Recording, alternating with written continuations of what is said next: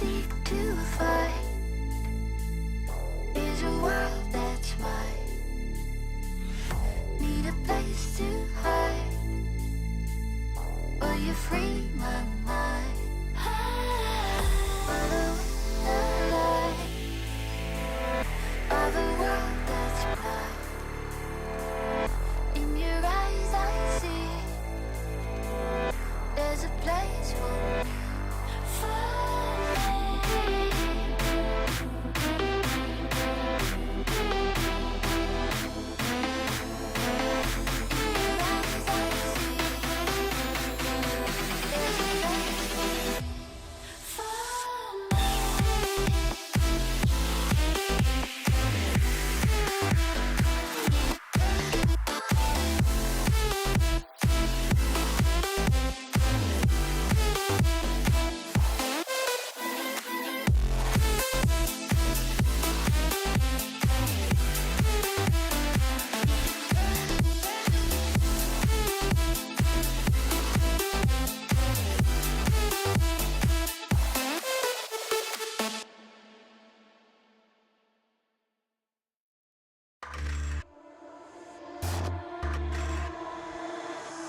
I stand back and I watch you explore in perfect visions like I've been here before.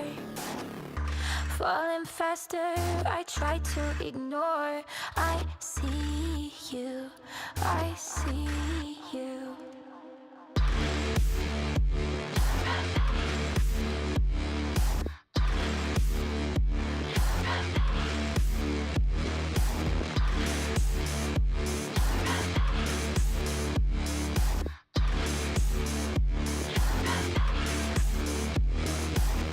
I'll let you drag me to hell if you hold my hand. Tell me this is real and it will never end.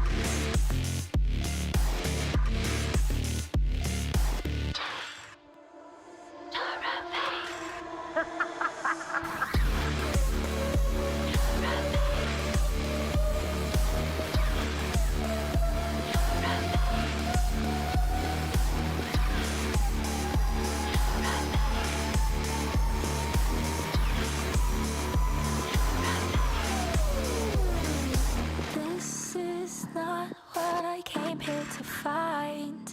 Memories show that I'm out of time.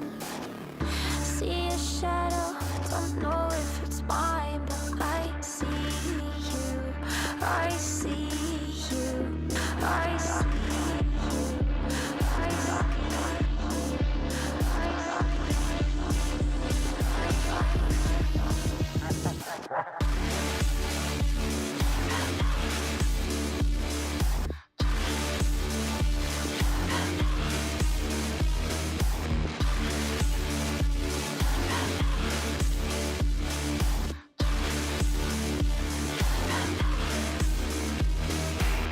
I'll let you drag me to hell if you hold my hand. Tell me this is real and it will never end.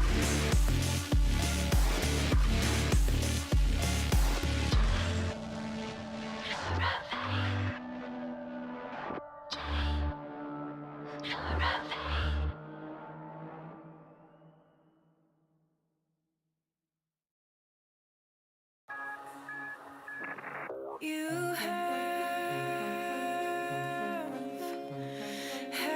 habits just like me.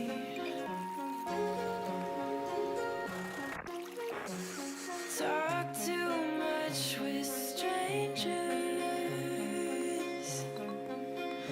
Get way too serious around family.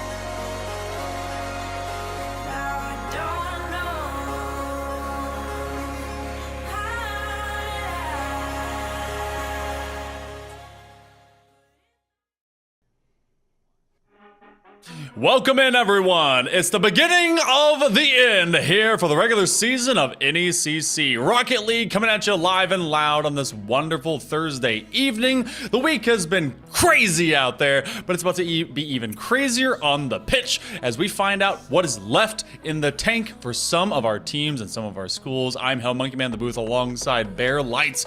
And Bear, this is the final fight for some of our squads going into that big postseason. They got to keep that momentum going. This is where heroes are made, Hail Monkey Man. This is where we get down to business, where these teams need to show up. Otherwise, you're going home. We have a lot of matches here tonight that have big implications. I can't wait to get on the pitch, see what these teams are made of, because in these clutch moments, this is really what makes or breaks a team.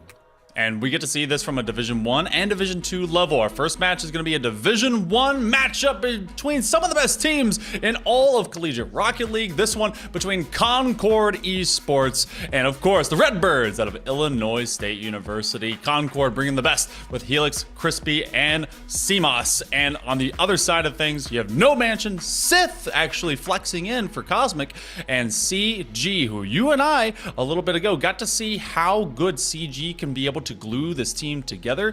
But is the absence of Cosmic really going to play, I guess, no favors to the Redbirds as they face off against the Mountain Lions? No, it is a big question mark in my eyes coming into this one. Obviously, we know the impact that S5 Cosmic has had, and Stay Plugged in Coca-Cola All-Star, for example. Obviously, he's making his push towards that pro level and has seen that quite a few times, so that's a big loss. But knowing CG and the leadership, like you mentioned, you bring on Sith, who's just talented enough to get the job done here if they need to. It'll be a tough battle, especially against a 6-0 team like Concord on the other side of it, because I know WASD Taylor actually got to see him a little bit on the Stay Plugged In side of things as Concord recruited him back in 2023, and just a great head on his shoulders. So you want to talk about leadership? Well, Concord Esports has the same.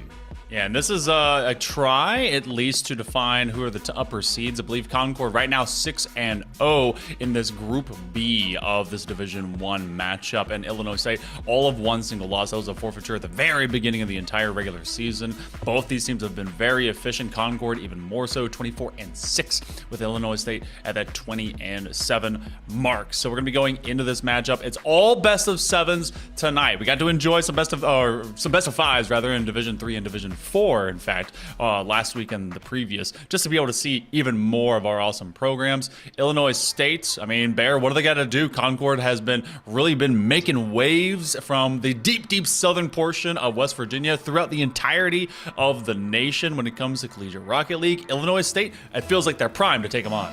They sure are. They're locked and loaded. They want to be able to get on the pitch even without Cosmic and prove that they've got the depth necessary. And I would agree. I think the Redbirds have been excellent throughout the entirety of the season. We got to see them a little bit earlier in the season, and they were really starting to heat things up as things went down this last little stretch. So this will be the make or break, like we mentioned, to get that higher seeding. Both of these teams sitting pretty when we talk about having a playoff appearance. But obviously that momentum rolling into the playoffs is something that should not be taken lightly. Yeah, someone's going to get first seed, someone will have second seed, and it's really a very impactful position where you get to start in the bracket overall. I don't think Illinois State is going to stray away regardless if they end up a little bit lower, but Concord would love to make a statement, especially for this Division 1, and go undefeated through regular season play before we hit that double elimination bracket. In case you guys didn't know, that's the format this time around. First minute coming and going. Redbirds are holding the Mountain Lions back. They got the opportunity to press into, thanks to No Manchi and his contact that he was able to make, but that one will fall short of the target. And now Crispy has got one high, floated into the Illinois State zone, and a couple of touches will push it inwards. Here's CMOS, try to direct that one on target too, but a little bit high, so it'll be deflected where CG can get to it, but his tracks will be stopped ultimately here as the two teams play catch here. That one's a loose one, but luckily Crispy able to get to it before the Redbirds were able to jump on it. Although another shot's taken, it seems like it's been handled, and a miss will allow Concord to clear the zone. Yeah, that's that minor little miscalculation there by No Mansion as he kind of dove in a little bit too far left and as the ball was dragging out is allowing Concord the briefest and now elongated notion and motion to get CMOS on the board. It took all of that little jump there, Bear Light, and eventually Concord took over the space.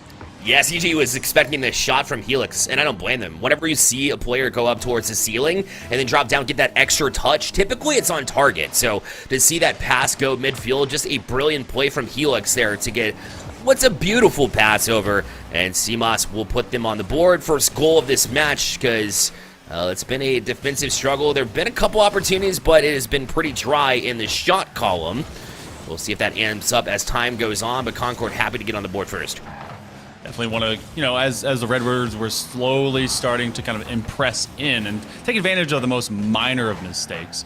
And that eventually did come to cost them. Crispy wasn't up in time, but that one goes off for that corner, and they really weren't at all kind of pressed or stressed to have to climb the ladder. Now, that's just an easy give and go. That ends up going backwards. CMOS will have to retreat. They're going to have corner boost. CG's trying to track just to keep them honest, but look how you have two players elevated on the same side wall for Illinois State. CG tracking backwards as this one goes back to midfield, and it looks like we're back to the give and chase go ahead, and CG has to make this catch. Slowly, it looks like the Redbirds running out of gas. Yeah, CG was forced backwards there. Sith took a second before they were able to jump to it as well. Will be dunked. There's nobody back. Will they spawn in time, though? CG able to backtrack on this one, but left. Helix will be dunked by CG as well. We talked about CG being basically everywhere in the pitch the last time we saw them line up, and sure enough, we're seeing a little bit of that here, too, keeping the Redbirds within striking distance.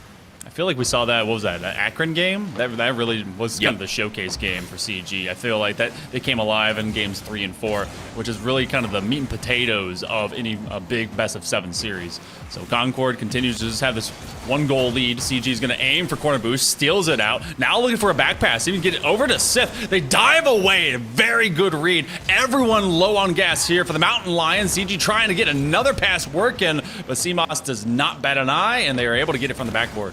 You don't typically see a flip cancel to fake the defense out, but that's what we saw there. So the creativity at an all-time high here for the Redbirds and CG.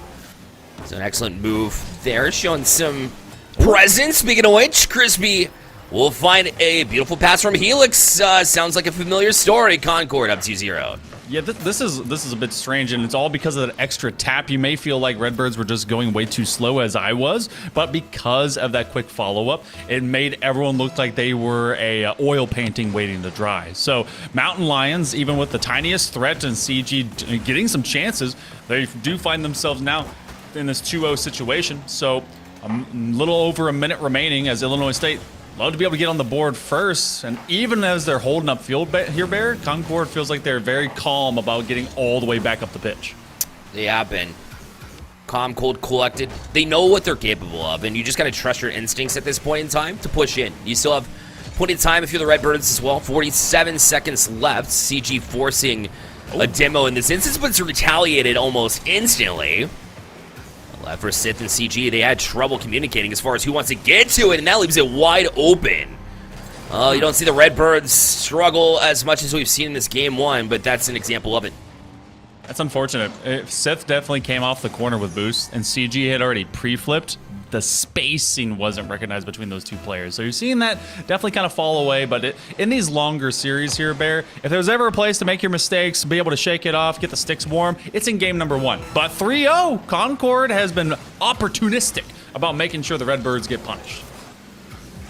And Crispy just trying to get one on the board as well, get some mentality going, and that will eventually fall in for Concord. So another 4-0, another goal puts it to 4-0 here. As once again, Sith just trying to tap it down there. I think it's just really about the Redbirds trying to incorporate Sith how they can. Obviously, you're used to it S5 Cosmic. You're used to just unreal 1v1 playmaking abilities. Sith is great in other regards, so the adjustment needs to be made by the Redbirds. I don't think this will be a runaway victory here for Concord, but it certainly was here in this game number 1. Yeah, game 1, oh, you do have the gap filled by Sith, and I feel like that's going to be the player that we're waiting on the kind of the definition and the identity of. Not to say anything worse of them. They're definitely able to play between CG as well as No Mansion, but this game goes very clinically over to the Mountain Lions of Concord. And by the way, apparently we have a sneak thief, a man behind the lines down there. Vaudable hit me on the DMs. He's like, if you need to know anything, let me know. And he sent me a picture of their esports bin. So if we need to know anything, I can ask them directly. Just let me know. 100%. We're going to have some things pop up. I'm sure of it. Speaking of things popping up, Helix with insane playmaking ability. I mean, his passing was absolutely outrageous. I mentioned the up-to-the-ceiling pass that we saw. It's typically a shot on target, so I love the creativity we've seen from Helix. It's something that we called out from CG and the Redbirds, just a couple of weeks ago. So to see it on the opposite side here from Concord, we're starting to figure out a little bit as to why this team is undefeated throughout the season. Yeah, honestly, this team, I feel like, at least in my optic, they kind of came out of nowhere, but this team just kind of grinded, and West Virginia now showing depth in the overall CRL scene. So showcasing to how they just kind of never bite on anything too heavily, and Crispy, I got to see a lot for that from them, and Helix just looks like he's able to work kind of anything up and down the pitch. So if you're the Redbirds, I saw opportunities. I also saw a couple of key mistakes. We saw the one rotationally, maybe some early just kind of nerves. This isn't postseason yet, but you do got to start playing your best Rocket League, especially in November. Let's go to game number 2. One thing to notate here as we watch No Mansion is typically a player like No Mansion who's goal scorer extraordinaire. We've seen it back in the day in the bubble scene. We continue to see it here at the collegiate level. But when you have a player like Cosmic, there are just other factors that go into it as well that open up the possibility for your other teammates to come to life. And I feel like they just haven't had that same life that we've seen in the past, and it doesn't mean that they won't get there, but for now, I think that's why we saw a struggle in game 1. We'll see if they patch it up here in this game 2. I think that's called drafting with the it factor in mind. You want the X variable, but the it factor isn't just for you; it's for everyone. CMOS is able to answer almost immediately, but let's check out Helix's pass from the outside corner. This guy's filthy with these passes. I'm telling you, that corner touch and just labeled it. And look at the trust that you have from CMOS to jump into the box when he did. I mean, you have to trust the ability to get a touch that's extremely difficult, to be honest. He's able to manage that, so Helix making it look easy here on the assist column. CG has really been the guy right now. Redbirds have to really kind of run behind CG. I feel like that, last time around, they were filling the gap between No Mansion and Cosmic. Now CG is that guy. And with the first minute gone, we see that first score, and it wasn't exactly kind of a more tedious feel-out game like it was in game number 1. This time, it was an execution by aerial display here for the Mountain Lions. Crispy with the takeaway. They're going to make a CG pause, and look at that. They're already being filled in from behind. CMOS, it's a layup over to one more, but Helix comes up a bit too high. Still just another sequence going in the book here for Concord that just looks polished. They have been ready from the get-go. And you say it every week because it's so true, right? That one team seems to be the one that shows up ready to play, and the other needs to get some adjustments made, and that's exactly what we've seen in this game as well. And finally, one on the board here for Illinois State. That one's got to feel good after about 7 minutes or so of not being able to put one on the board. You know what? You said finally, and I completely agree with the sentiment and the overall kind of just the feel behind that, because this was a 5-0 run for Mountain Lions before Illinois State finally got something. Who was it by the hands of? CG over to Sith. So Sith is at least in the right place, right time. CG trying to take on Crispy, slow things down, be a battlefield commander here on Forbidden Temple as much as they can be able to get it. 2 minutes have come by. It feels like it's been very systematic from both these squads trying to keep each other at bay. I feel like someone's about to break out, though, especially with the way we're getting these flip resets out of CMOS. Oh, the second it gets into Helix's hands, I'm looking across the pitch if I'm the Redbirds, right? You know that it passes inbound, and it's just a matter of time. Crispy almost made that work. That was an incredible angle. Well, it was just a little bit wide, as you can't blame him for that one.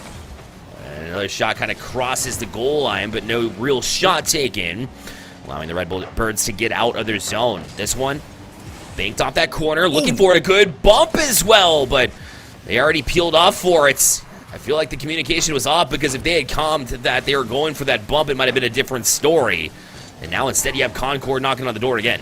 I don't blame them for peeling off from that idea, because it is such a high-risk, high-reward situation if you go all in for it. But that's also the difference between good and great teams, communicating and trusting in the execution there. But CG going man-to-man like that, you're also going to be able to get a bump. No Mansion coming off of that back line. Less than 2 minutes to go. We're still tied. So even with those chances kind of fading away, you get these opportunities still multiplying. No Mansion finds mid boost. You're going to have that corner. Will they steal it from CMOS? They will, and that's actually going to take away a big idea. It's going to force Sith to at least defend the near side post. And it was a good job to stay put because, you know, the tendency is to go cross the goal line, and if you do that, it would be a wide open shot. Well adjusted. No man should beat to it by Helix, so this one will go out to center. CG looking to catch and maybe turn it back the other way. Crispy tried to stand in the way, but wasn't able to do much with it. Luckily, he's got support in Helix. But it will ultimately fall to Sith, and Illinois State still trying to press in. Look out for the breakout from Concord. We've seen that many times. As now Helix with the ball. Gotta look out. Tried the pass, and Sith read it. Said, I saw what you did in game one. We're not gonna let it happen again. Illinois State's starting to ramp up. Speed has really become not just at a premium, but actually has become across the board consistent. A nice flip reset, Crispy with a dagger, at least wanting to be, but he comes up a bit dull. Can they get it away from Helix, who did become that breakout player, a shining star? Pre-jump on that one from the ceiling.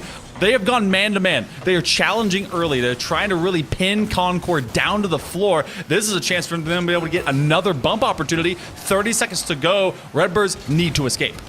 Crispy was looking for that far side with the touch, but the accuracy a little bit off the mark, so you want to see them finish it. But Helix sets him up, the bump as well, but Sith able to get across and make a big save here late in this game number 2. CG now in transition, looks to drop it off to No Mansion. He's got some space to work with. Flip reset fake, but couldn't get past the last member. Now down to 8 seconds left. Sith will try to direct it on target, but Crispy there to stand in his way. Now down to a 0-second chance. CG plays it across. CMOS right on it. Helix will finish in Concord with a 0-second goal to go up 2-0 in the series. Double commit right here. That one was No Mansion. I could not tell if that was Sith or CG flying by with them, but as soon as 2 went, we talked about the communication being rough for them, especially in that game number 1. That last second moment, it always becomes eyes to the sky. You don't always know where your teammate's at, and then it was a collision course for catastrophe for the Redbirds. Concord put it away, and I mean, Mountain Lions, they just kept their cool, kept calm, and they're able to get it done in game number 2. Shout out also to them putting on their contender and challenger tags. I don't know which one's better, but cool things. I mean, you gotta go with the RLCS Challenger, I feel like, but either way. I have no idea. Well, we asked, you know, is Sith gonna be comfortable in this series, you know, jumping into the lineup for S5 Cosmic, and they had 4 saves, 1 for 3 shooting is not bad at all, by any means. No. So, at the end of the day, it's the rest of the team that didn't follow suit, but that could also be a little bit misleading. Again, it's all about that synergy, and right now we saw it start to cook, but in those pressure situations where communication needs to be on point, we are proven that it's not quite there yet, and they'll have extra steps to take to try to get to that point. But right now, at least steps in the right direction, and it's a best of 7 series, so you're not out of it at this point in time. It'll still be a difficult climb regardless, especially when you're going against this undefeated team of Concord, who's been looking just as strong as they have, if not stronger than all season long. You know who I need to stand up, especially from that last game? This guy right here. I need this guy to come in big, right there. I need No Mansion to come in. He's got 94 points in that previous game. CG was on fire, and you had Sith really finding themselves in a comfy spot. But No Mansion got to do the same thing. All the Redbirds got to stand up. You do not want to get swept, especially. Even if you end up losing, cool, but you do not want to get swept. And they end up making a counterplay on the other side of the pitch. Where did the Concord defense go? They were committed. Third man, Crispy.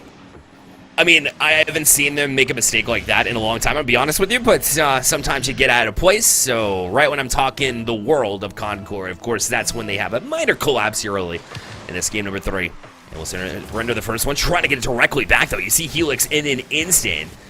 As Concord never takes a second to hesitate. They're always on you, especially if they go behind in the series, which is actually the first lead for the Redbirds. So shout out to them for getting an early start for once.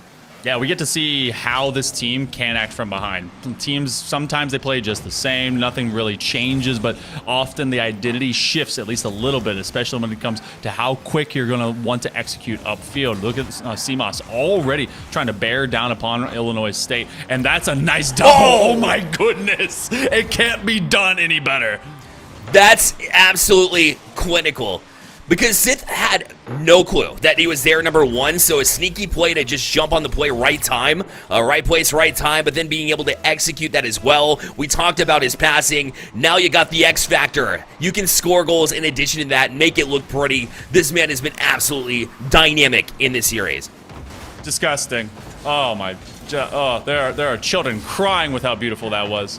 1 minute already, but this time around, instead of it being one goal, we've got a couple, a ceiling reset rather, there for Seth. He wanted to try and dive one down, and that's going to be a three-man sweep running upwards, and No Mansion caught in an awkward position. He takes it well, and now you're going to have the collision course between CG and Sith. They will separate, flip reset, late term. Crispy in a good position from that top shelf, and there's a bit of overcommit in terms of positioning and zone play. CG has to give up their life. In fact, no, they get rid of Helix. That's a double demo. They can counterplay. And No Mansion with great handling, but a great shutdown as well as CMAS tracked it all the way through. CMOS again just able to track it down at that one to the side, but Sith isn't done. Wants to press up as well. Now put the pressure on No Mansion there as well to finish. So No Mansion was putting the pressure on early in the sequence, followed through with it. I love that continued pressure from Illinois State. That's what I'm asking for. No Mansion, no problems. Getting the shots on. Redbirds activating across the entire flock of them. So Concord sees themselves now in a chase prerogative, and you have multiple opportunities by Illinois State beginning to evolve on that blue half of the pitch. So Concord, they try to get a bit faster. That's when Illinois State really starts to scramble. Some big demos, though, have allowed them in the physical factor to get back upfield and neutralize that overall threat. But we have less than 3 minutes to go. I say less, it feels like the entirety of that clock is ticking so loud. Illinois State hoping to keep this going. And if anybody's able to spark it, it'll be Helix. Just the aggression that we've seen, the no hesitation attitude has been great. He's been proactive in these situations. We see it, another prime example of that with a couple of touches that forced the Redbirds into a bit of an awkward spot. In fact, Crispy will be on this one as well. Shot taken! A goal line stand there from CG, and now Sith will be able to clear the zone. I thought they completely fumbled the ball there because they had someone trying to bleed up, waiting for No Mansion to get a flip reset or just to extend that possession, and then it left an open gap. CG, what a savior position that was. Seth hoping for a 50-50, CG leaking into that second man, and then now No Mansion again. Been calling his name a lot ever since I was asking for him to be able to execute, and now getting there, it's Sith. As No Mansion gets a demo onto Crispy, Sith saves the Redbirds.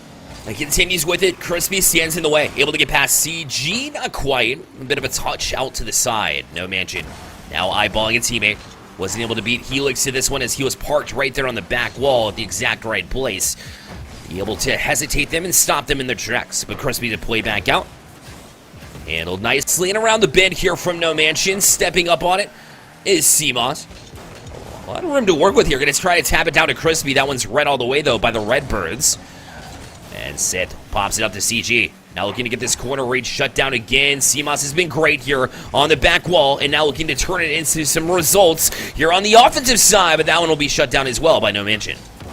Feels like Concord is always productively proactive about the way they attack. Look at them trying to go and get that demo as well. But Illinois State, their recovery has been such a reactive but not regressive type of force. They've found such great takeaways from this Mountain Lion offensive and really denying them even at their doorstep.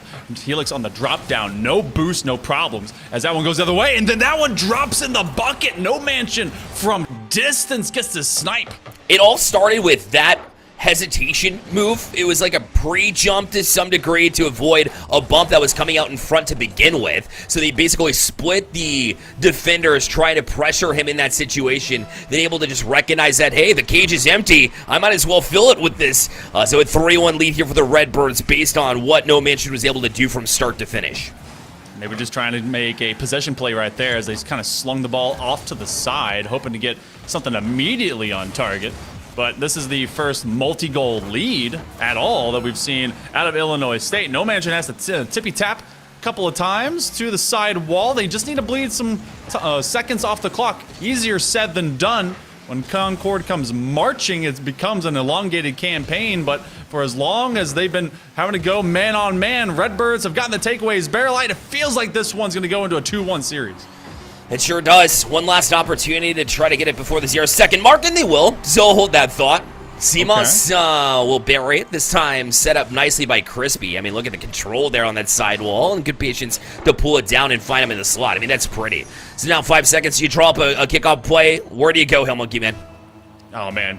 Do they go to the possession again? Because they have to work on 50-50. They just flashed it a second ago. They go for the 2, send it up. You have to bump Helix. Now throw it to the ground. They have gotten a 0-second before, and that one's going to be denied. Illinois State. They do not leave it to chance. They just chance it on top of Concord cars. They are able to turn this into a 2-1 series, but look how close it was. All of 1 shot better for the Redbirds. Otherwise, everything's pretty even Stevens. I agree. This has been a great series. Every game has been very close. And every game, though, has been progressively better here for the Redbirds. Illinois State really has come to life. A couple of goals from No Manchu. We said how he was pretty silent, quite frankly, in the first game, and we see him come to life based on how they're able to move the ball, too. No Manchu realizing that you do have to find some solo space, some space for solo plays, rather. Be able to find and take advantage of that when you can, but I've liked their passing plays too. I think they've really come alive from a standpoint of their team plays, recognizing where one another are, and you see them progressively get better. So the Redbirds definitely on a tear here. So this is up to Concord to figure out, well, how do we cool them off? Yeah, because Concord, I think, has been playing at the same level the entire time, and it really was up to Illinois State to go and match them. That's when they started challenging directly onto players. You saw some of those on-player bumps, which, we said wasn't taken advantage of in that previous game. This time around, they make use of space and chances that multiplied at the goal line. So, Redbirds, can they tie us up? Concord, can they calm them down? We advance into game number 4. See which way we go. An opportunity, for Concord to respond here at this point. They haven't had to do it all series long, but they've been doing it all season long. So you expect and anticipate no less than a strong start here early in this game to make a statement piece. Now, whether they can hold on to it with the Redbirds playing as aggressively as they have, demo heavy as they have, we'll see if that's a different story. Oh, that one so close to being able to connect. 3 demos, by the way, out in midfield, and then just a second ago, and Illinois State has been staggered because of it. Look at the delay to try and get themselves set up for another chance upfield, but Concord has been dominating upfield. That's going to be a slow roller. This looks like my bronze games way back in the day. As the first minute comes and goes, and this is going to be the first minute in like the last, 3 or so games where we have not seen an opening score, but not without trying. Now there's been opportunities. This might be it here. No, Helix going to shut it down instead. Still on CG. I like that turn. I like that recognition. Stay in the play here. Give yourself an extra opportunity. And the Redbirds caught in no man's land. That was a great opportunity here for Concord to turn. It still is. But the flick will be detected well. And Crispy in the corner.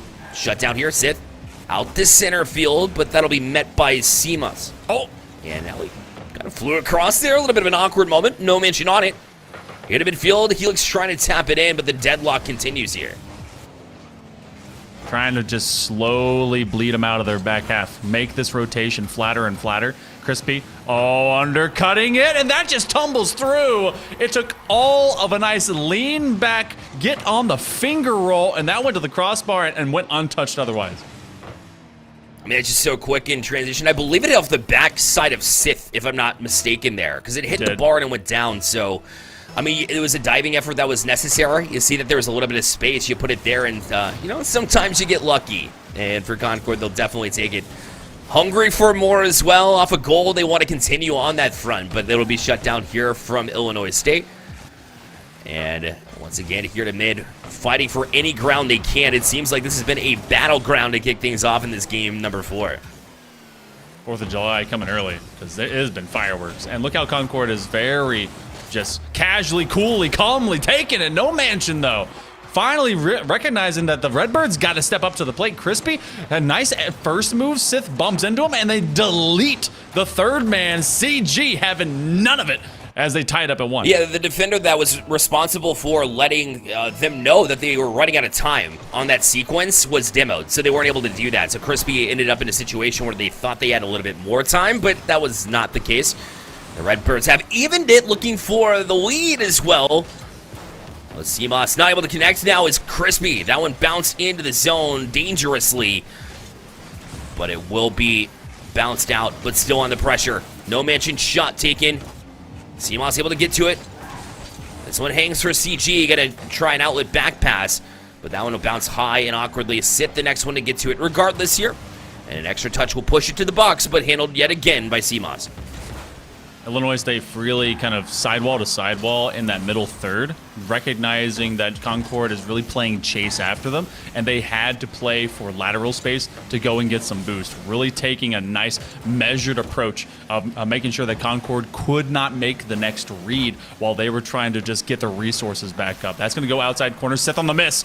Crispy's going to stick around. No mansion. He's able to find it, even not a whole lot. And this is going to become a dangerous notion here, Bear, because Helix is going to immediately try to pin them back. They get the bump. Whoa! Save there by CG. Insane reaction time there, and it was backwards. That was one of my favorite saves I've seen this series, maybe even all season long, because it's just difficult. Usually you're handcuffed in that situation. Shout out, because they were on the doorstep for quite a while.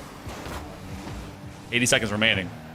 Remember, this could be a tied series, or it could be match point here for Concord's trying to stay perfect on this season. Great read there by Helix on the takeaway. Has been pretty telegraphed shots, but still effectively executing on the Redbirds ends of this pitch. Concord trying to do the same thing. Crispy hoping for some mid boost. CMOS doing the same thing. They're getting on light pads as much as they can, and so this is really just to keep the Redbirds honest. 50-50. Seth is going to have a banger. Can they get it off of No Mansion? Crispy will elevate now. Helix finds mid boost. They have to make sure this counterplay doesn't happen.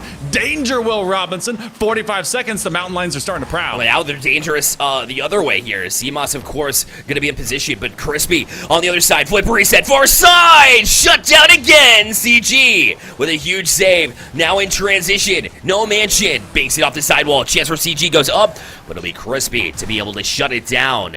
Helix, you know he's dangerous with the ball, trying to find a teammate here, but this one, in this instance, wasn't able to find him. CMOS, though, from the sidewall. Concord with a lead with 18 seconds left in Game 4. Sith caught it on their noggin. Where did they go? This had to have been a bump. There was no one present, Bear. I saw Sith outside the box, and then you had one man all the way in the opposite side corner. That was either a major breakdown. I'm gonna need to see just a VOD or something, because that seemed to be just a wide open gap. And now Illinois State in the pressure cooker. Sith trying to give it to anyone. No Mansion, the sure-handed shooter, can't get it as it goes 5 seconds left. And it feels like Illinois State only has one run left. Sith backboard. It's just a car too far. And this is going to be Concord at 3-1 going to match point. Oh, man. They had an opportunity, too, on that breakout at the tail end. 0 seconds left, but unfortunately we're able to find one another in that instance. So, yes, Concord on match point. They find ways to get it done, Hail Monkey Man. I mean, this is, you get it. Like, we get it. Sith is in for S5 Cosmic, but at the end of the day, Concord's still just finding ways with this still talented team, the Redbirds, just on them consistently. And in the close one is when you need your players to step up, and all three of them just balance across the scoreboard completely. The shot count, though, still dead even as it has been all series long. Yeah, both these teams have had premium opportunities, and they've really not allowed one team to overly dominate. It's been maybe one, maybe two in difference, and everything else has been very much like team-oriented and great top-of-the-box passing, just able to make the individual plays, open gaps, get some bumps.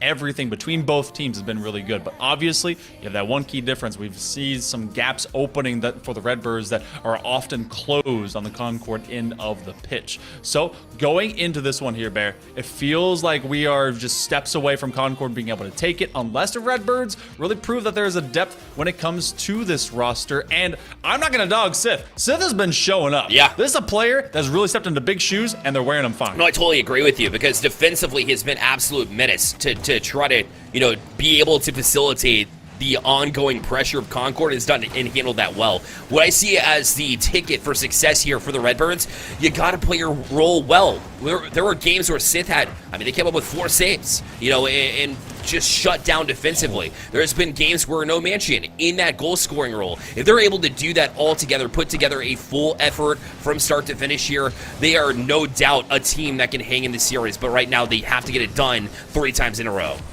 And the fact that they don't have S5 Cosmic with them right now, and they're actually keeping up with one of the best teams in all of Rocket League. It's amazing. Two Illinois State players just held hands and both squishy saved and double committed on that last run, by the way. So if you guys want to see, I guess, just in sync Rocket League, just turn it back about 15 seconds. But this first minute, about to elapse scoreless, and it feels like Illinois State's just trying to keep themselves mentally in the game, whereas Concord wants to take advantage. Double will be denied. Yeah, it's not every day, especially against the Redbirds, that you're just able to air drag it all the way to the net. But that was an opportunity to do just that. Plenty of space to work with. And given up by Illinois State, so Concord will get an opportunity to do that every single time they'll try to take it. Luckily for Illinois State, they were able to recover and not be embarrassed in that second. Oh. This one will be across, no mansion, trying to settle it as well. It's a good catch on the car because Crispy right there in the corner to try to shield it in. It will force the hands here of Illinois State because it does fall into possession of Concord. And Illinois State, although they were struggling to get the clear, well, they still are. CG called off no mansion, perfect call off because that'll allow them to extend the length of the pitch here and force Concord into a ball control situation, which they handle well. Is that one going to go? No, they can't get around it either. Oh, that was an excellent opportunity from Concord, but it went just wide. It's insane that Concord is kind of reading that massive gap being left, and it feels like it only develops within about a half second or so, especially with the way that Illinois State has been traveling around this pitch, and now as we're in Salty Shallows, by the way. Shout out to one of the most dull maps in the game. We see ourselves now having one of the most dull sequences when it comes to the scoreboard. We got nothing. About to approach into the midway of game number 5. Where Concord is just taking a very measured approach of not really allowing Illinois State to develop too much. They've been kind of quieted, very muted right now. No mention, one of the only ones left, Sith. Oh my goodness, it was a dagger from the outside. Crispy with the setup, and CMOS did the rest all the way up to the ceiling, and no mansion used a ton of boost and got up to the ceiling, but just didn't get there in time to be able to read the touch there. It's so awkward when you're up in the air to try to get that read, so it left it to just drop down to the hands of CMOS, who will do the rest in Concord now, knocking on the door of a series win. Obviously, there's 2:20 left here for the Redbirds, but you put yourself in a prime position. 2:15. Concord just needs to put it away. They have really been denying the Redbirds to do too much. Crispy is trying to play it slow, and this is going to be a knuckle ball all the way to the outside. Now they can just start throwing haymakers. A great takeaway as that one gets chipped upwards by CG, and then no mention is going to burn through the reserves to get back to it. Outside corner and in, same rotation, but Helix finds himself in the middle of the old iron. 100 seconds to go. Illinois State doesn't really get shut out again. They've been able to heal those wounds since game 1, but it's feeling pretty rough for them right now. It is. They have good signs. There was a chance where no mention's been in and right on cue. Of course it is. A tie ball game with 1:32 left. I was just about to talk about the work he's been doing on the defensive side to avoid demos, to avoid bumps, to press it down the field. And then right when I was talking about him is when he shows up to the box and be able to equalize here when it matters most.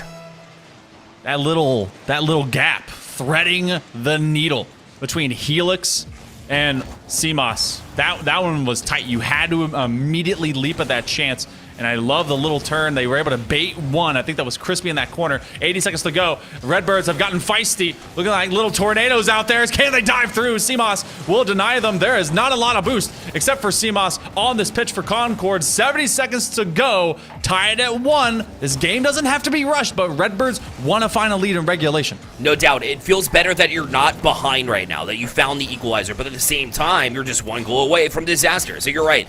And, I had Helix early in the series as my early series MVP, but right now it's been CMOS.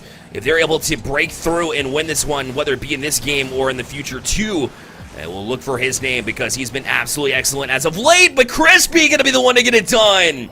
2-1 now Concord with 41 seconds left. Sith got deleted right there, and then it was an open pitch. Whoa, right at their respawn. No mansion trying to get there, and as they just looked from the demo cam, Sith was hoping he could disrupt it right as soon as they jumped into the play. But 38 seconds to go, Illinois State now have to find themselves through the pressure gambit and get past the Mountain Lions. 30 seconds away from a perfect regular season. You know it's been lurking in the back of their minds. They want it. They might have it. 26 seconds left. They've got the 2-goal lead. Number 1 seed in Group B, just 26 seconds to go to claim it, to keep themselves at the top of the rock here with NECC. 3-1, Concord. They can really just put the birds in a bucket and start drowning them, especially here in Salty Shallows. CG playing on the fake, but Crispy loves that. He'll play for time. Yeah, got to kill time at this point. No need to take any kind of risks.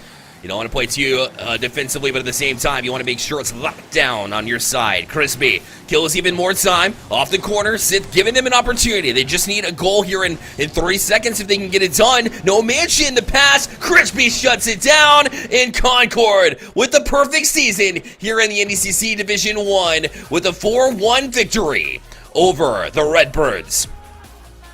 It will go 7-0 and 28-7. That is a plus 21 game differential for the old Mountain Lions out of Athens, West Virginia. Also, shout out to some of you guys talking in chat. I realize now while Cosmic isn't here, he's over and doing the salt mines. So he's playing some 1v1s while his team is, suffering on the other side of the internet. So shout out, though, to Redbirds, especially over to Sith, jumping in, having to kind of fill those big shoes. They put on a great performance, but Concord, I mean, that's a team that was looking to go perfect. Affirm that today, and Bear, that is going to be a nasty team going into the playoffs. Oh, they certainly are. They've got their skill on that side. For the Redbirds, of course, I mean, they'd be great in us right now. They got the 1v1 specialist, and apparently they got depth too, because I did like what I see all out of Sith. But you're right.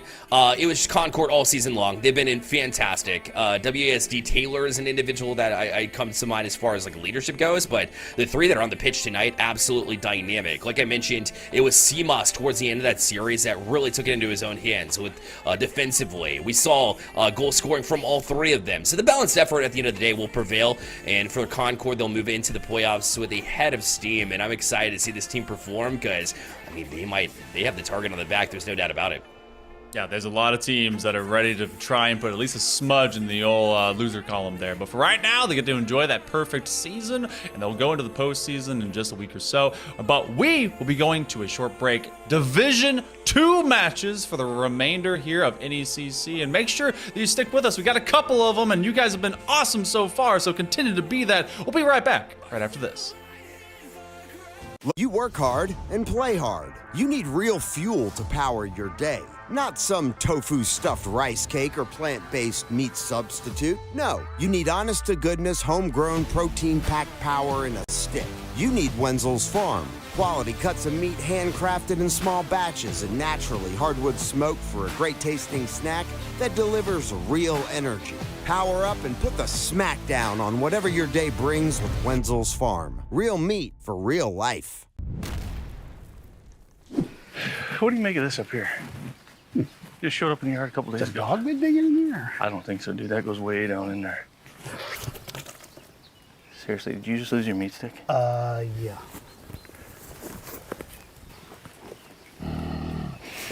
Oh, no. There's something in there, dude. Just leave it. Are you kidding me? We'll just head to the house. Just leave it. The hell with that. Oh! Yeah, there's something in there. Want one? Yeah. Thank you. Mm-hmm. It was worth it.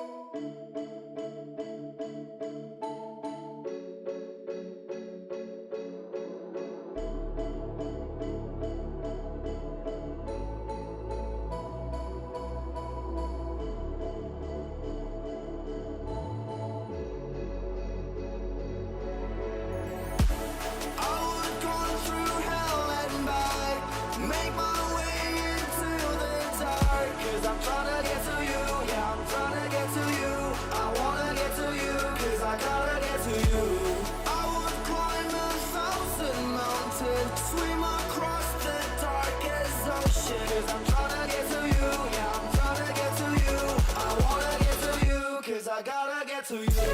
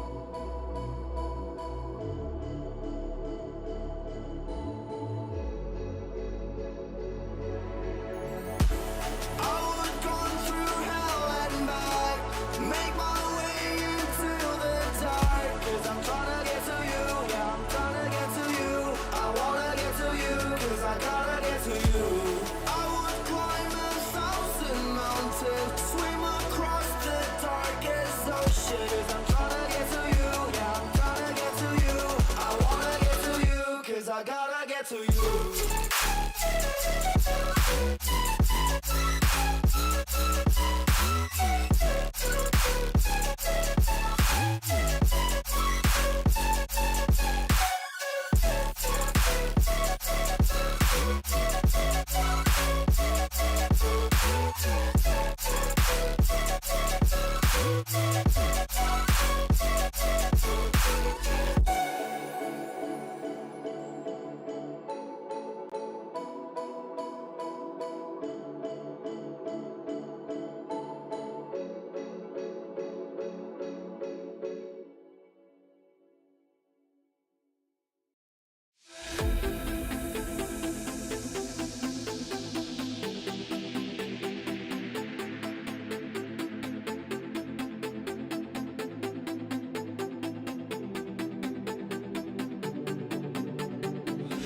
All I seek to find is a world that's mine.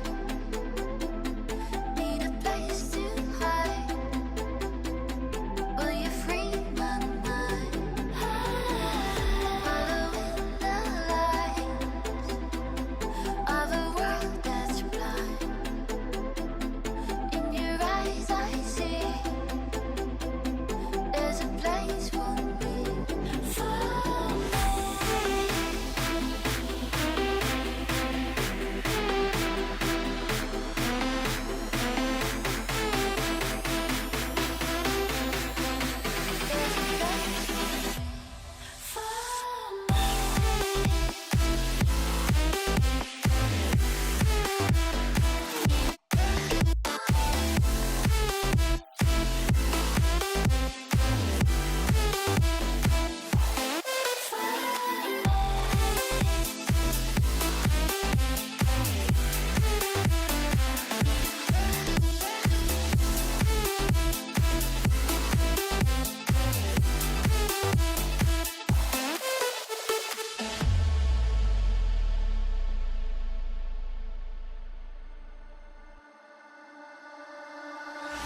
All I seek to find is a world that's mine. Need a place to hide. Will you free my mind? Follow the light of a world that's blind. In your eyes I see there's a place for me. There's a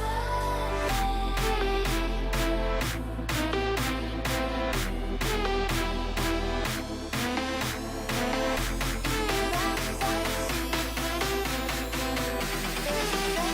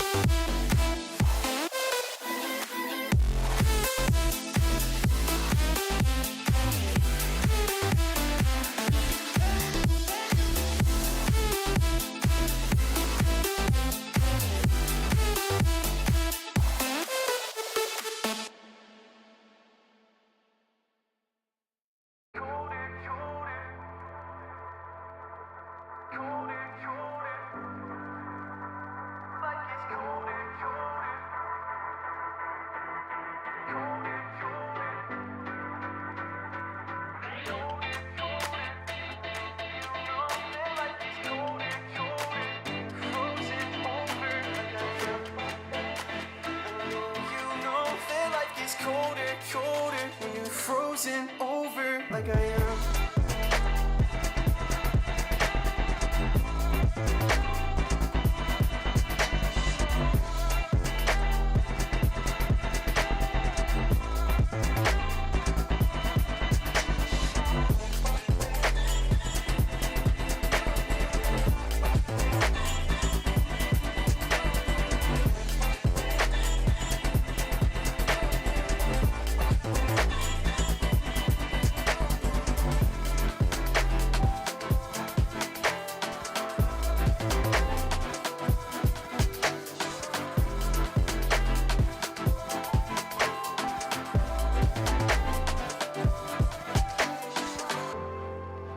Well, I know you know that like it's colder, colder when I'm older, older than I am. And I know you know that I have lost composure, but I'll hold you closer while I can. I never told you that I'm slightly broken, that I might lose focus when I am. I know you know that life gets colder, colder when you're frozen over like I am.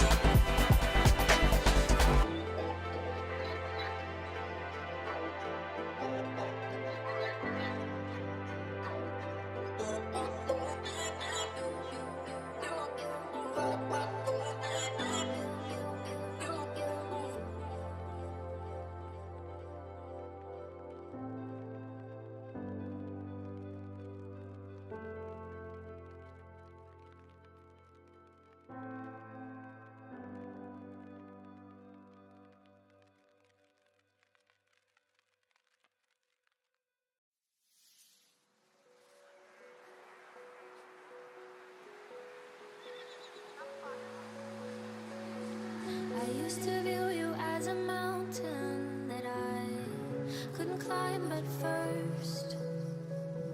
But I've only stumbled over diamonds, and I no longer fear the worst.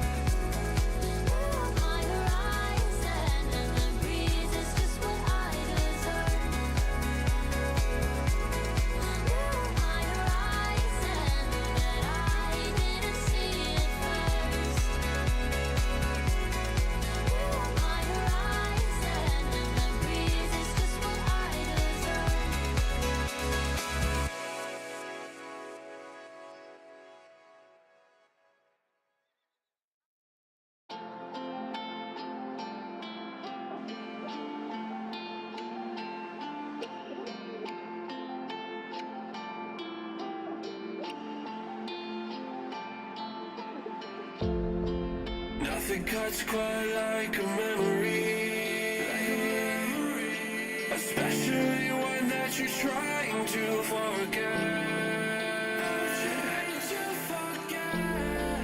But I can't find the energy to rewind and reset. I know you don't wanna be used, but you use me to build up. You build up to break me down. How does it feel? How does it feel to knock me around? I won't make a sound. I won't make a sound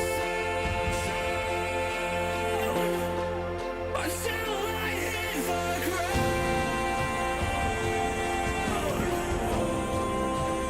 I won't make a sound.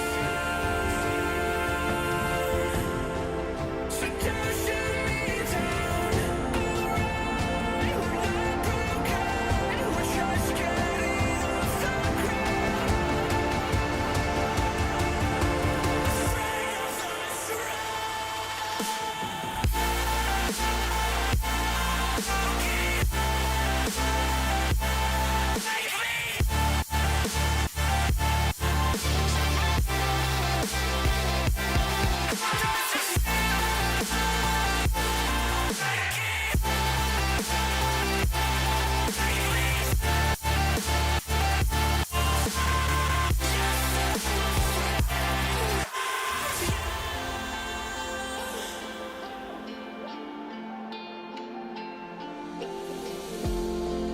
Sometimes I lack the bravery,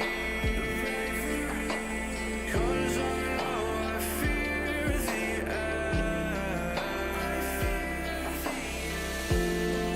One day we'll see a victory. Carry on until the sun will set to break me down. How does it feel? How does it feel to knock me around? I won't make a sound. I won't make a sound until I hit the ground.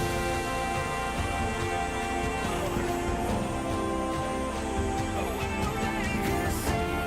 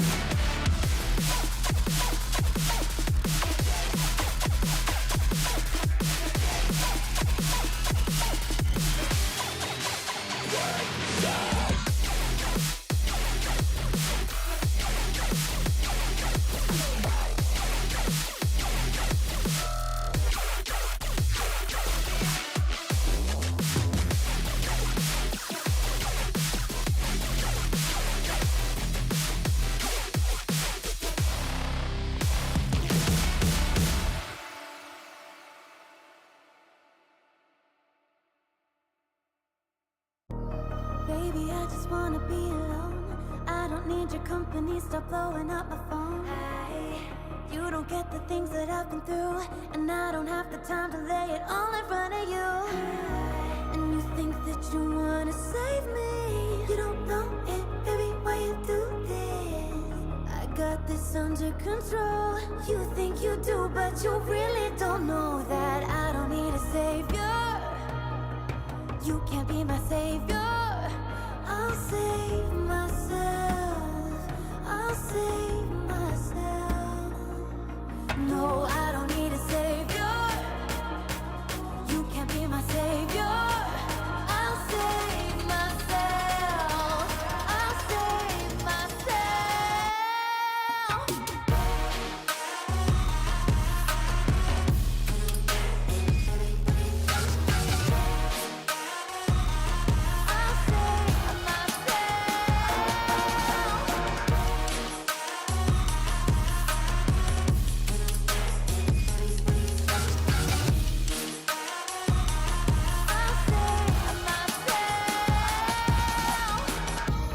Baby, I just wanna be alone. I don't need your company, stop blowing up my phone. You don't get the things that I've been through, and I don't have the time to lay it all in front of you.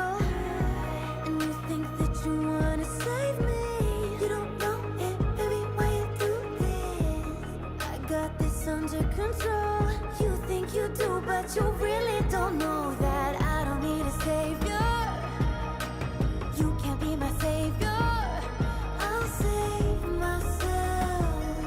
I'll save myself. No, I don't need a savior. You can't be my savior.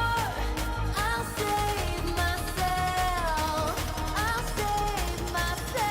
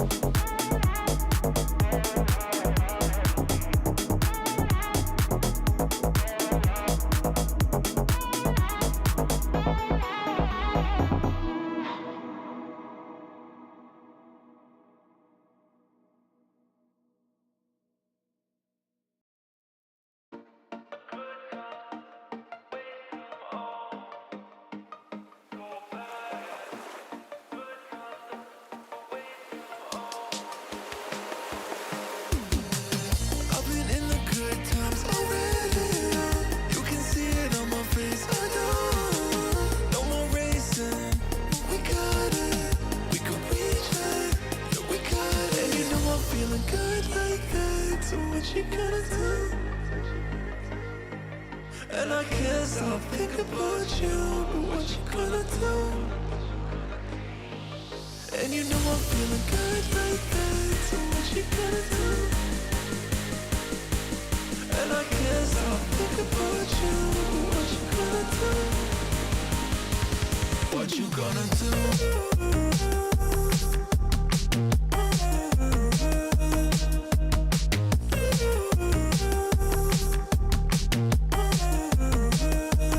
What you gonna do?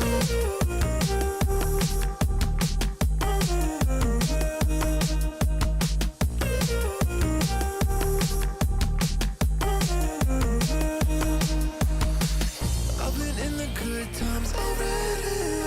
You can see it on my face. I know. No more racing. We got it. We could reach it. Yeah, we got it. Oh, I'm feeling good like that. So what you gonna do? And I can't stop thinking about you. What you gonna do? What you gonna do?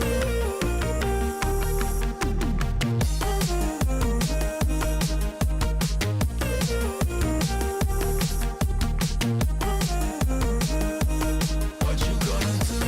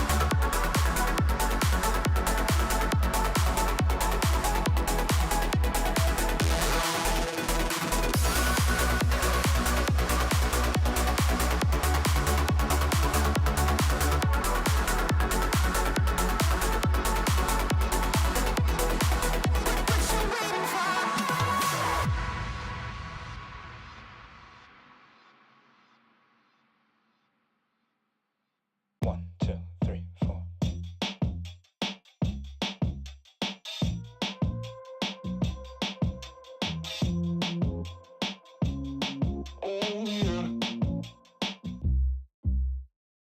Oh man, would you look at me? You're just another one hit wonder, that's what everyone sees. Ain't it funny how you wanna be the best, but you can't even get up and get dressed? Wasted, face it, you're never gonna make it. Rockstar, you won't get far. And I know you're confused. People tell you you can be anything you wanna be. Wanna go to outer space, superhero in the streets. Oh man, what a lie, what a time to be alive. How have I survived? Life's a battlefield, 1974.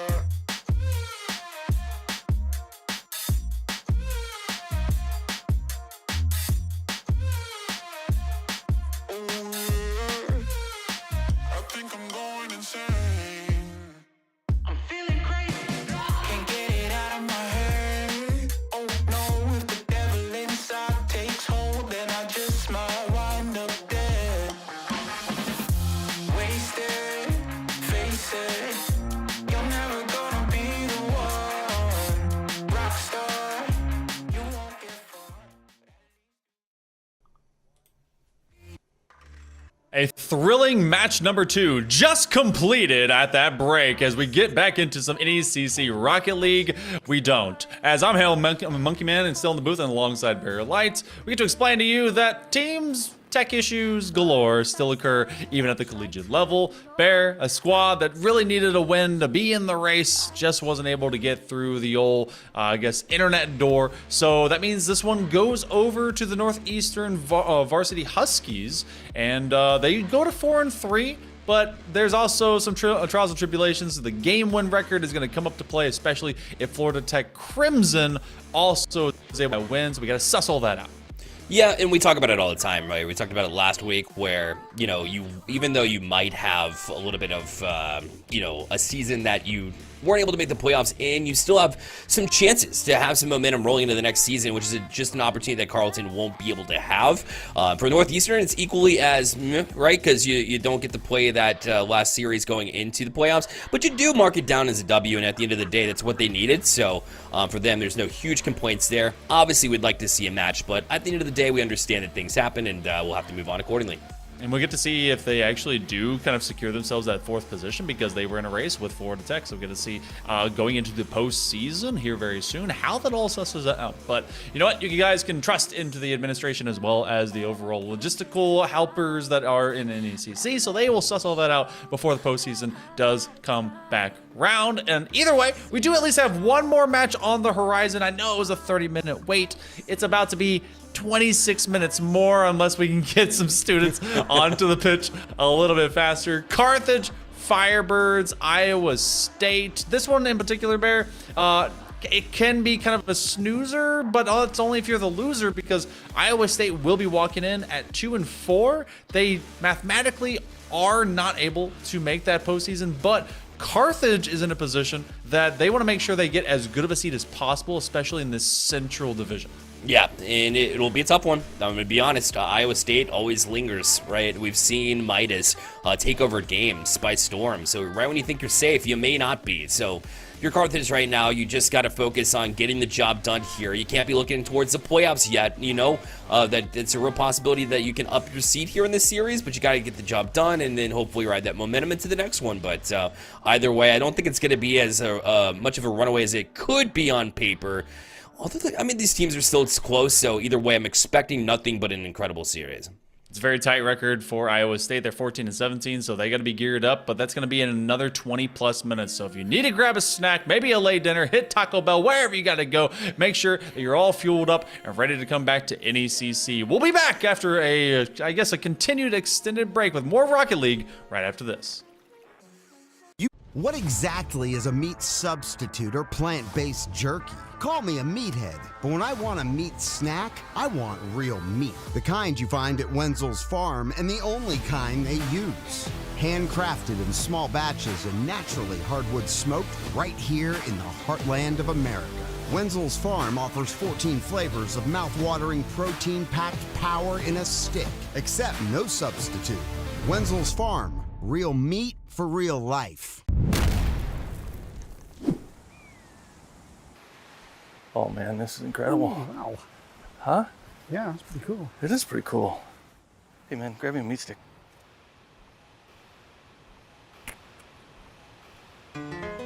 I think I can reach it if I just a little more. Just let me go a little. I can't. Just a little more. I almost got it. Careful! Oh God! No, come on, just reach. Reach. Just grab my hand. Grab my hand. Give me the meat stick. This other hand's closer. The one with the stick is.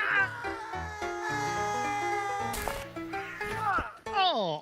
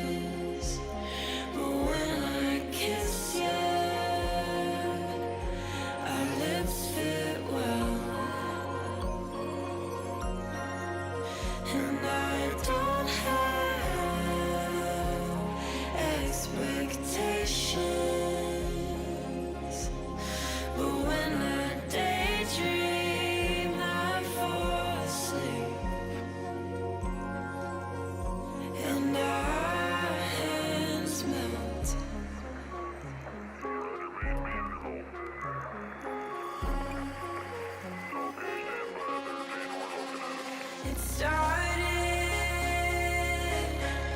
out as teasing, but I had deeper meaning when I touched your chest.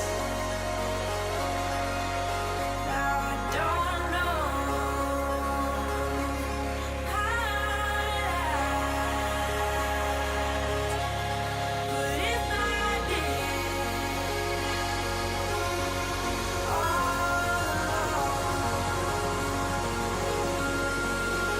and I don't have any wishes, but when I kiss our lips fit well, and I don't have expectations. But when I daydream ever sleep,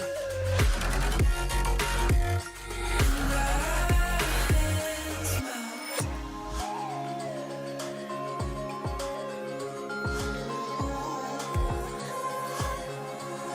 But if I did,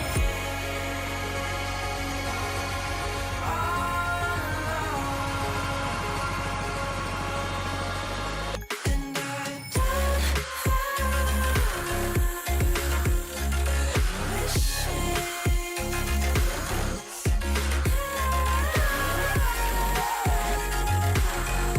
our lips fit well, and I don't have expectations. But when I daydream ever sleep, and our hands melt.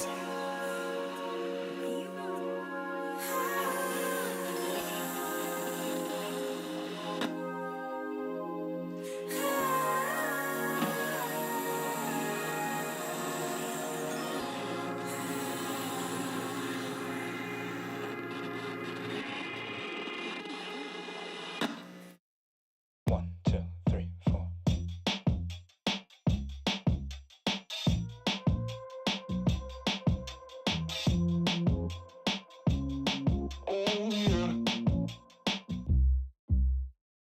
Oh man, would you look at me? You're just another one hit wonder, that's what everyone sees. Ain't it funny how you wanna be the best, but you can't even get up and get dressed? Wasted, face it, you're never gonna make it. Rockstar, you won't get far. And I know you're confused. People tell you you can be anything you wanna be. Wanna go to outer space, superhero in the streets. Oh man, what a lie, what a time to be alive. How have I survived? Life's a battlefield, 1974.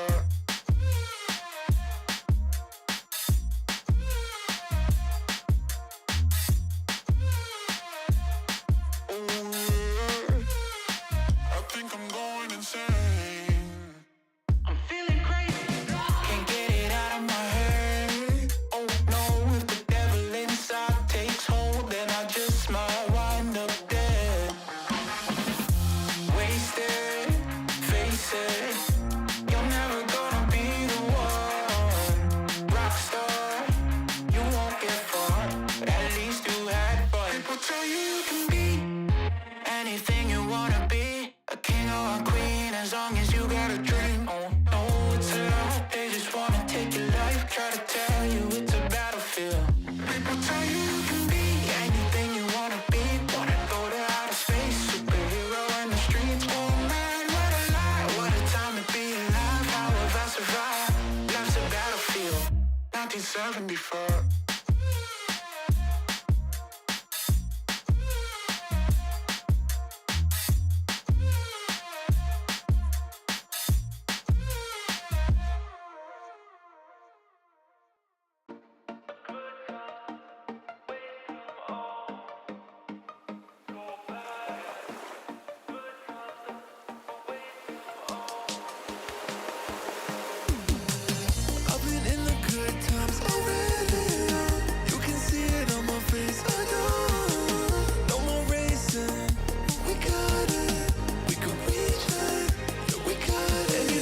feeling good like that, so what you gonna do? And I can't stop thinking about you, but what you gonna do? And you know I'm feeling good like that, so what you gonna do? And I can't stop thinking about you, but what you gonna do? What you gonna do?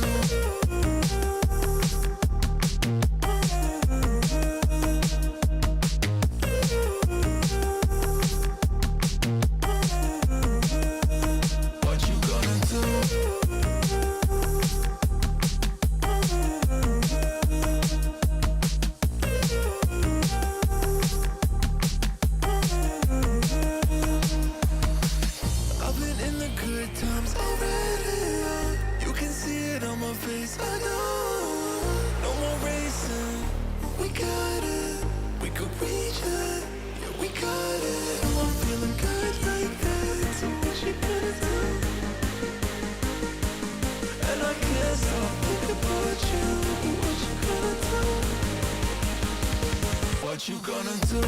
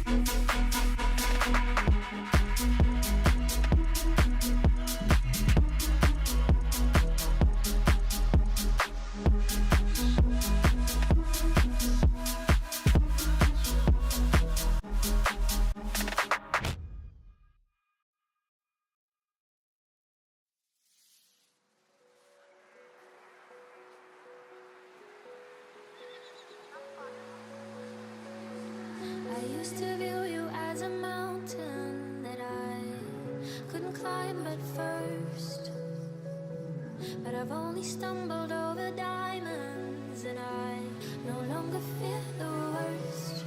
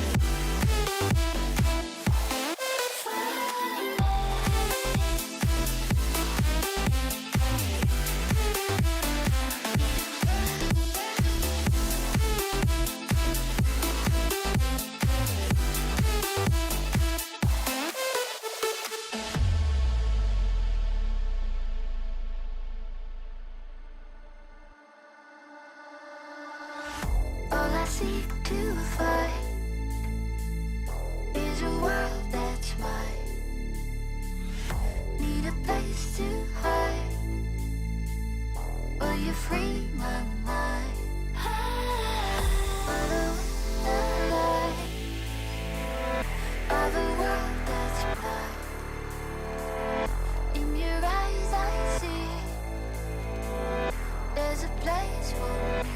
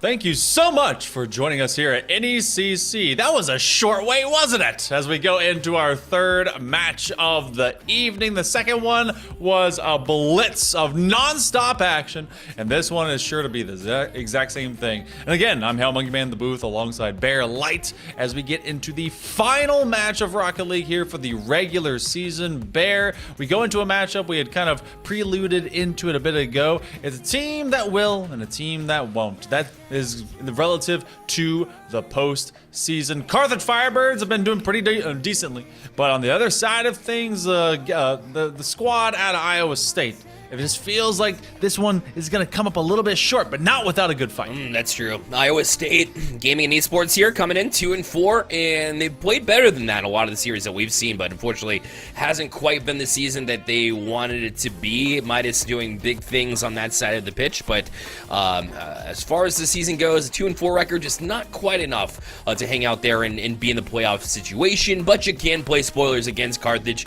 who again comes in with Pixlr, Nyrome, and Veils. This combination is one that we've seen earlier in the season do big things. There's a reason they're at 4-2. Hail Monkey Man, they're looking to head into the playoffs and keep their heads high. Yeah, this is a couple teams that have pretty relatively similar records, and I mean that in terms of amount of games played. Only one extra game played here by Carthage, as they are 18-14. Sorry, that's completely wrong. I looked at Indiana Tech; they've been doing deep. This team is actually very efficient. Carthage Firebirds are 25 games. That's it, 17-8. So this could be quick, but it's also up to Iowa State to not go out into this good night without a great fight. And we've seen them really show up, especially to big moments. Have they clutched up? No. That's the side that has to find an identity, I think, going in through this later fall, and then eventually when the spring season rolls around, I just want to see this team be able to just leave it all on the table before they go into that winter intercession and have to wait it out. Yeah, that's one of those things where with club programs, you like to see them build up. Of course, obviously with student-run programs, it's a little bit tough to find, true leaders that can stick around, especially when, some will graduate there. Did not have that official backing support can sometimes make it difficult. But for Iowa State varsity, they've been able to do big things, be able to become that varsity program that you look for. And since then, they've had a little bit of growth, but they want to see more results on the Rocket League side of things like they have across other esports. Yeah, and that's the difficult part, too. You're hoping to really show all of the deans, the directors, and all the teachers and everything that this is, in fact, a worthwhile effort. And if all students are doing it and they're putting their best foot forward, I'd say it is a great effort, regardless of what the subject matter might be. 40 seconds here into game number one. Carthage kind of scrambling back a bit as the Cyclones here out of Iowa State start getting rolling forward, and then with a bang, Veil gets one in the net. And that was the patience from Pixlr showing up in big fashion here. Vanish was forced to wait, and then once it got to the wall, Pixlr just taps it off of there into the middle of the box, and Veil, well, he found a bit of a pin, like nothing as far as room goes, still able to squeak that one in, and a 1-0 lead here for Carthage. All of just a moment of timing just to get that from that near side post onward, and I want to see Iowa State not lose their heads about it. See what they can do after this first minute has now elapsed. It was just a breakout play. Veil trying to get cheeky and chippy as they go for a bump opportunity there in midfield, but it ends up being just kind of one-on-one. Now Nairomi is able to get another one, a double demo. There's three separate people all off the pitch, but it's actually Iowa State that ends up advancing. Yeah, I liked Midas in that moment, stepping up, no hesitation attitude. You have to get out there and challenge. It seemed late, but at the same time, because of the fumble there from Carthage, you're able to jump in that spot and take advantage of that. Although Midas not able to get a touch there, that would have been a grand opportunity. He was looking at a wide open cage. That was tough. That was two separate opportunities. The second one did not connect. The first one went way too down. They were hoping to kind of strike it as a dunk, considering everyone was on the floor ready for something to go up to that upper 50% of the horizontal bar. Midas, they're going to get caught out. That's going to go the opposite end of the pitch, luckily for Iowa State. It doesn't go through, so Crazy will track back. They're going to have a second man rolling stripes, and that second minute bear, that ticked pretty quick. That's always an important role, right? It really sways the field one way or another. Right now, Crazy's trying to push it the way of Iowa State. Left for Midas, shot taken. That was a bullet, but it was a little bit high. Followed by Crazy, but Veil able to be in the right position to get a touch to a teammate. They'll try to play off the corner. It'll only go as far as that is concerned, and Nyrome makes a big save because that one was on target as well. Iowa State's starting to heat up, have another opportunity to tap back down, and Vanish couldn't get a raid, but it was a great idea. I love the chance opportunity to drop it straight back into the box, give them an opportunity to at least kind of take that shot, and they burned through so much boost out of Carthage, but the Firebirds did not let anything dwindle in. And actually, that's an open net. Oh man, wow, it was an open net. Vale has been so active on this pitch. Even when it was 2 versus none, they were able to recover. Proactive is a term that I've said in a couple of these series. You love to see when a player is out there. They're not waiting on plays to develop. Let the play come to you is sometimes important, but I like to see those players get out for it. And there's Carthage trying to do a little bit more damage, try to chip it to the center, looking and eyeballing Vale, but couldn't quite find the connection on that pass. Off the corner they'll play. Midas was able to read this one too. Vanish right back down. Great back pass. This one will set up Midas to crazy. A touch off the back wall. It was red. Oh no! It just kind of pinballs around off the last defender. Unfortunate luck there for Carthage. Allows for an equalizer for Iowa State. Fantastic first touch there by Crazy, but then it was the follow that was just nonsense on steroids. And even with it, going to that opposite side post, there was still a man on, trying to get that one to get dug out. They possibly could get one very quickly here, but sub 90 seconds to go. Iowa State has been able to at least claw their way back. Oh, what a nice fake out. Midas has someone to help him out, going for the power flick. They went for it all themselves, decided to just stave off giving it to Vanish, but that's Iowa State trying to rotate forward.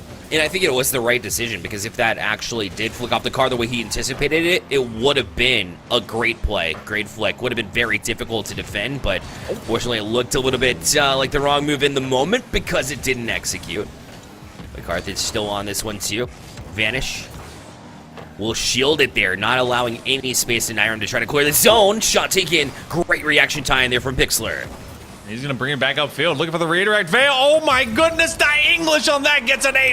Oh my lord. 2-1, Carthage back up. Pixlr just sent it. Vale up in a hurry, and the tap back down off the bar, and that's beautiful.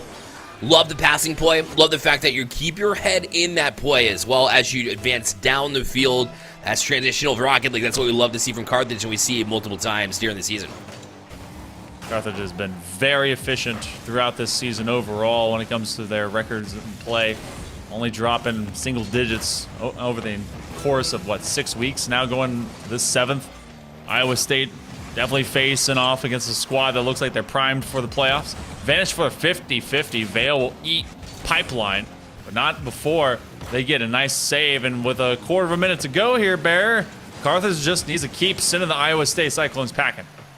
They do so by killing more time, playing it high, but Vanish looking for a pass, set down by Vale, but that's going to be on the hood of Vanish to advance it forward. Off the corner it'll go. An opportunity here. Pixlr in control. Tried to fake it, but he left it in a prime position for them. Eventually it will die. It wasn't easy, but it'll be a 1-0 lead in the series for Carthage.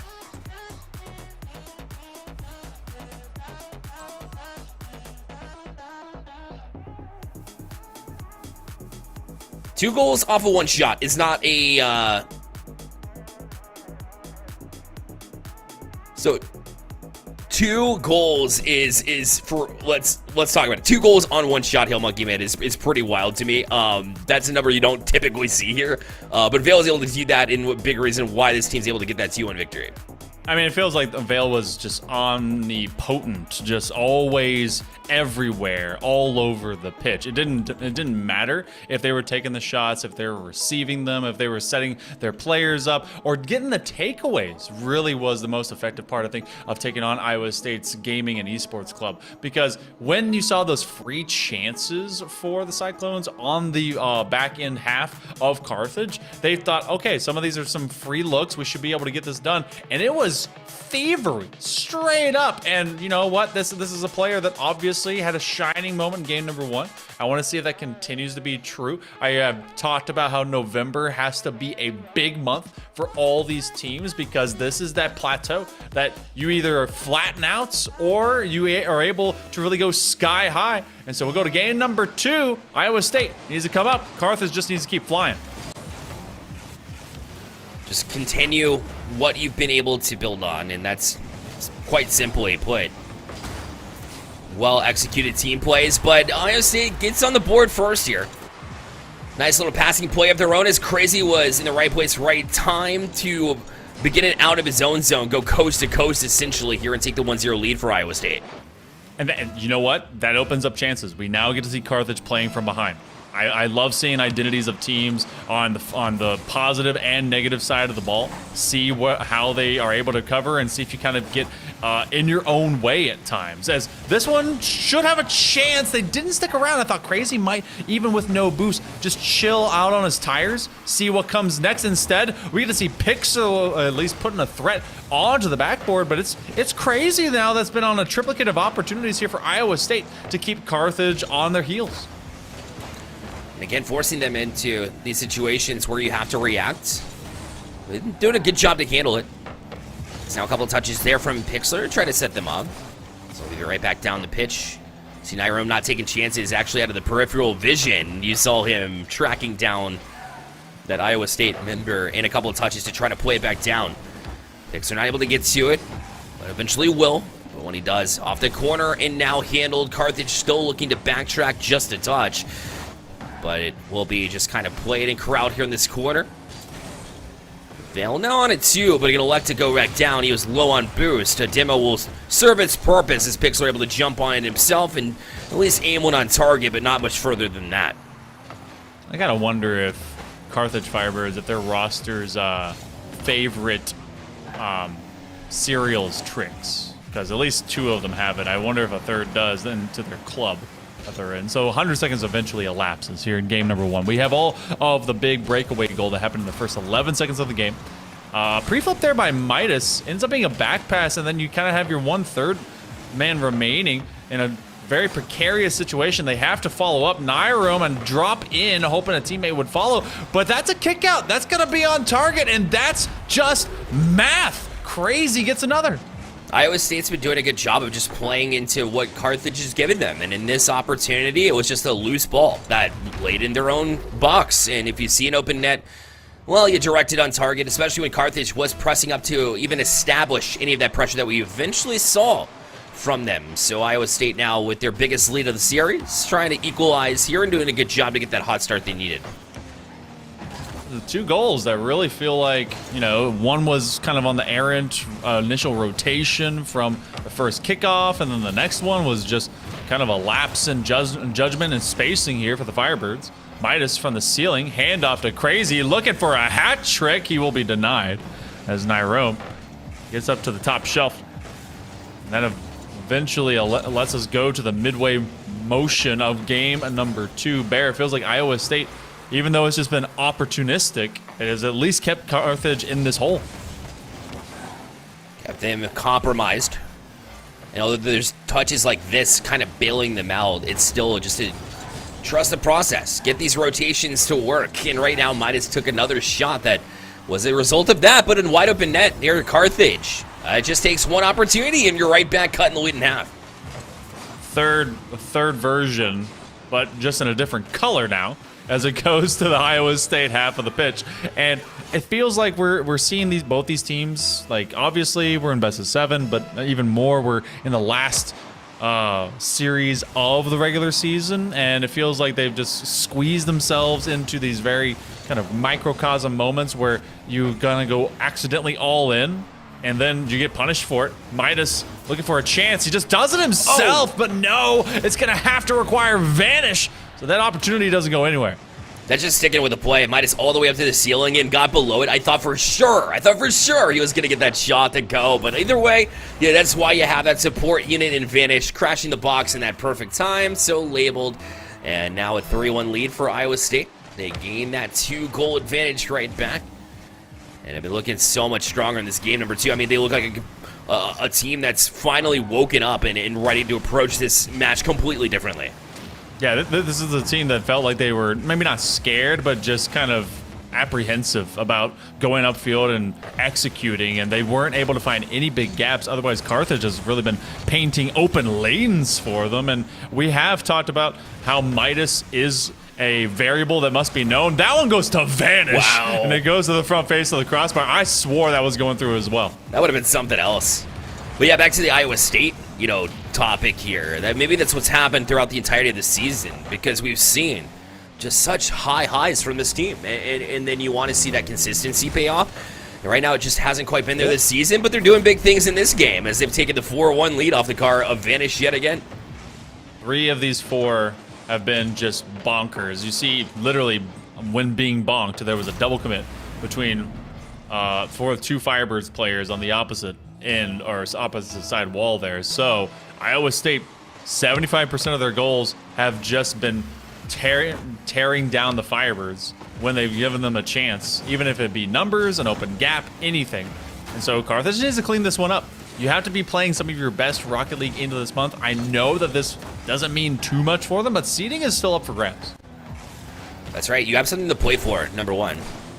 If for nothing else, you know, higher seed, you're not going to drop out, but, I mean, that just means you're going to have a tougher matchup. So, got to keep at it here and prove yourself, more importantly, against a team that's 2-4. I get it. Iowa State's probably better than their record would suggest, but it's a game that you want to win pretty easily, and right now it's looking like they're going to surrender it here as we march later and later into this game number 2. 10 seconds to go, and I don't think a 3-goal, differential is going to be made up. So Iowa State, they will tie this one up. We go into BO5 style territory, with this being 1-1. Good old Gaming and Esports Club goes nowhere, and crazy shout out to them. Not only did they get a couple of goals, 5 demos, and we got to see it kind of be like a physical just fist fight for a while.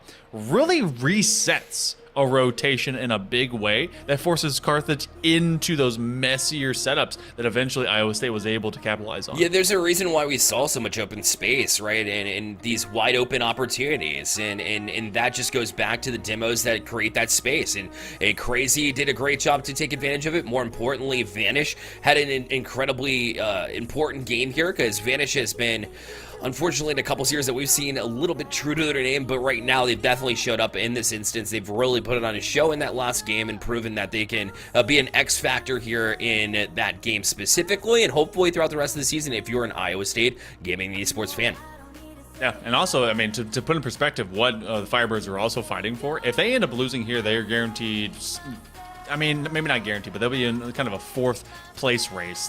Guaranteed no worse than that, because they're with, I think they're tied just overall series record between them and Indiana Tech. Shout out Bluey, that's always on that squad. Oh, yeah. And then the Hoosiers and Kennesaw Varsity are playing each other, both 5-1. So there's a chance to either go into a 1 versus 4 or a 2v3. So want to see how some of that develops. Fibers, they let that one go. The first couple of games can be a little wonky in a BO7, so we go to game 3 to see how it all bounces out. Let it shake out, let it settle a little bit. If it settles, it's probably better for Carthage, because they've been in those situations and feel more comfortable. In the massive chaos, the demos you pointed out, the more chaotic games, that's when Iowa State, well, that's how they were able to take that last win in game number 2. Vanish is on a mission. His mechanics have been on point since the get-go. And, I mean, that's good to see. You like to see consistency at this level continue and rear its head, and they've been doing an excellent job to create point chances and basically these scoring opportunities out of nothing. Vale maybe looking for his moon shoes to drop onto that one, but first minute, now out in the books as Nyrome wants to at least interject their way through this midfield, and Pixlr changes over to the Spider-Man car, shout out. Oh, yeah. Let's go. Yeah, one of my, if not my ultimately favorite superhero of all time, except for Monkey Man himself. If you guys don't know, you don't know.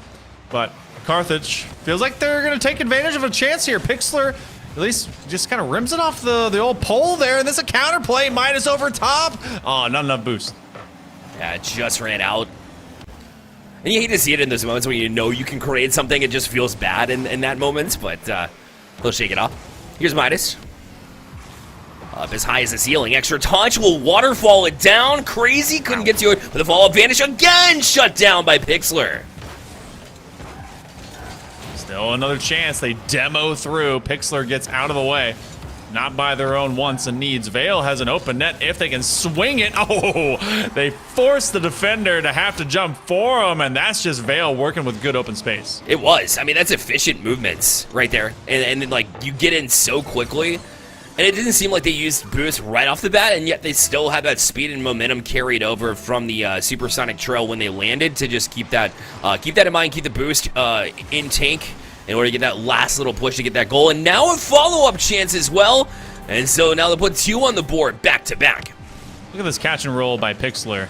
Just right there, and before it hits a hard surface, they get it on the inside fender of their car, make it just swept across to the goal line, and anyone that crashes through is going to be given a gift right before, well, maybe a month and a half or so before Christmas. So, less than 3 minutes, and the Firebirds, they pick up what they left behind in Game 2. They're looking to pick up more. Pixlr. There's a bit of an aimless shot on target, but now this one will land back into the hands of Crazy. Will be defended easily there by Vale. Nyram looking to catch. Taking his time there. I know you had a bit of time there, but it was a bit of an awkward exchange to get it on the hood of his car. Now Midas going to carry this one. Extra touch on the goal line, and Vanish will break through. How many times have we seen him follow up on a member of his team's shots? Midas was the one to set him up, and they'll cut the lead in half. As the Australians say, that one's nasty. That one just all the way from right side to left. And Vanish just tracking it. Like any good teammate should be around to just give it an opportunity, give a moment, especially with all the work that Midas put into that collection and possession. So now halfway through in game number 3, Iowa State, can they find a breakaway? That might have helped them out. Midas doesn't have enough boost to adjust. Back on his Crazy. This one will go sky high. Vanish up for this one. He's got a flip reset in hand, I believe. This one will fall back down to the ground before he's able to utilize that. Crazy back on it himself.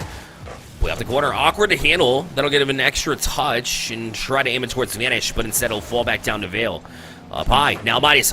Opportunity. Back wall. Nobody back there to defend it, but couldn't get around it from that angle. It's a tough one to have, but it's back to Vanish. Oh, a 1-2 punch. Iowa State getting some serious firepower out of Vanish. Flip it and ship it, man. Midas also using that big old bumperooski to deny the defender to go through a kind of reverse rule 1, if you will. They respected it on the sidewall, so they created a gap that the Carthage Firebird teammates were not prepared for. Look, rule 1 comes in at the craziest moments. You got to be prepared at all times.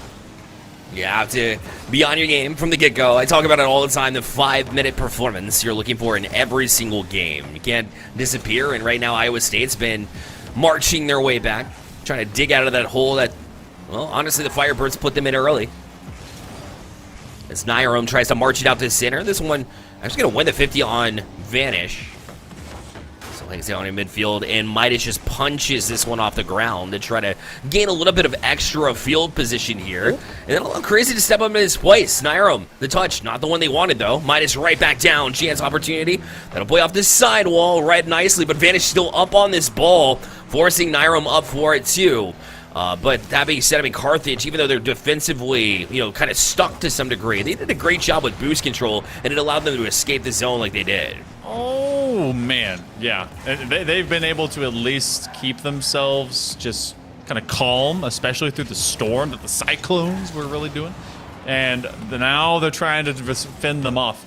Because Vale, I mean, he's been the point man. Really has been the guy to open up space here for Carthage. Vale again. Can you do it one more time? Extending this ball, trying to go dead center net, forces Vanish to jump early, and that doesn't burn any extra boost. A challenge, no corner boost on that spawn. They're just hoping to arc it. Must make contact. Midas sends us to 10 seconds. Yeah, 10 seconds we go under. As this one falls to the box of Carthage, Iowa State took a minute to try to get to this one. Banked off the corner. Oh, they're charging in, but now this will allow an open space for Iowa State. It was shut down, though, and they didn't want anything to do with that. We'll hit overtime here for game number 3. Definitely puckered up at the end right there because it was 2 that got just committed into that left side corner for Iowa State.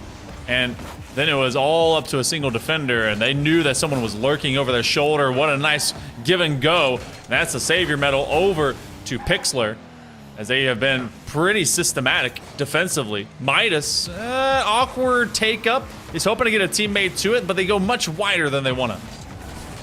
Yeah, they really ran out of space and weren't able to quite swing it the way that they had envisioned, but Vale back on it too. This one to midfield, vanish up, but they could only get one touch. They'll surrender possession. Vale's already up for this one. We'll play it up high, try to put it back down, but vanish in the right spot. He's going to find Midas. They're in transition so quickly. They realize, but they can't handle it. Midas gets the last touch, and an overtime winner for Iowa State. The Midas touch is inevitable, especially if you do not make contact. It was tough because it was such a long bomb to that back wall. Both Vale and Pixlr had a chance.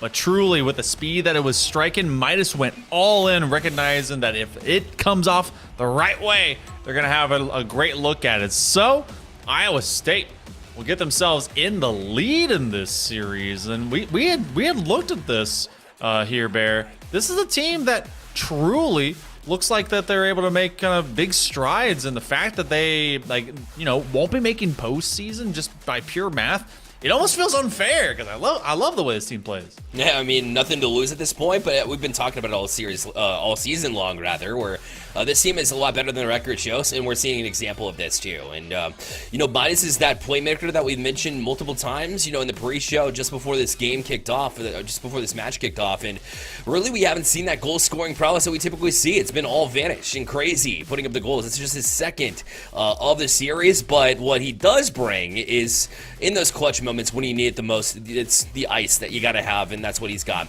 And so that's why Iowa State, I mean, you're finding, the ability to be clutch in situations. You're finding the ability to find some balance in goal scoring from your other two. So this team has really shown up to play, and it's given us a heck of a series. Yeah, honestly, I mean, if there was any way to end your regular season, at minimum in the fall semester especially, you're going to have a long winter before you can get back up to, full speed and full strength. Send it. Go all in.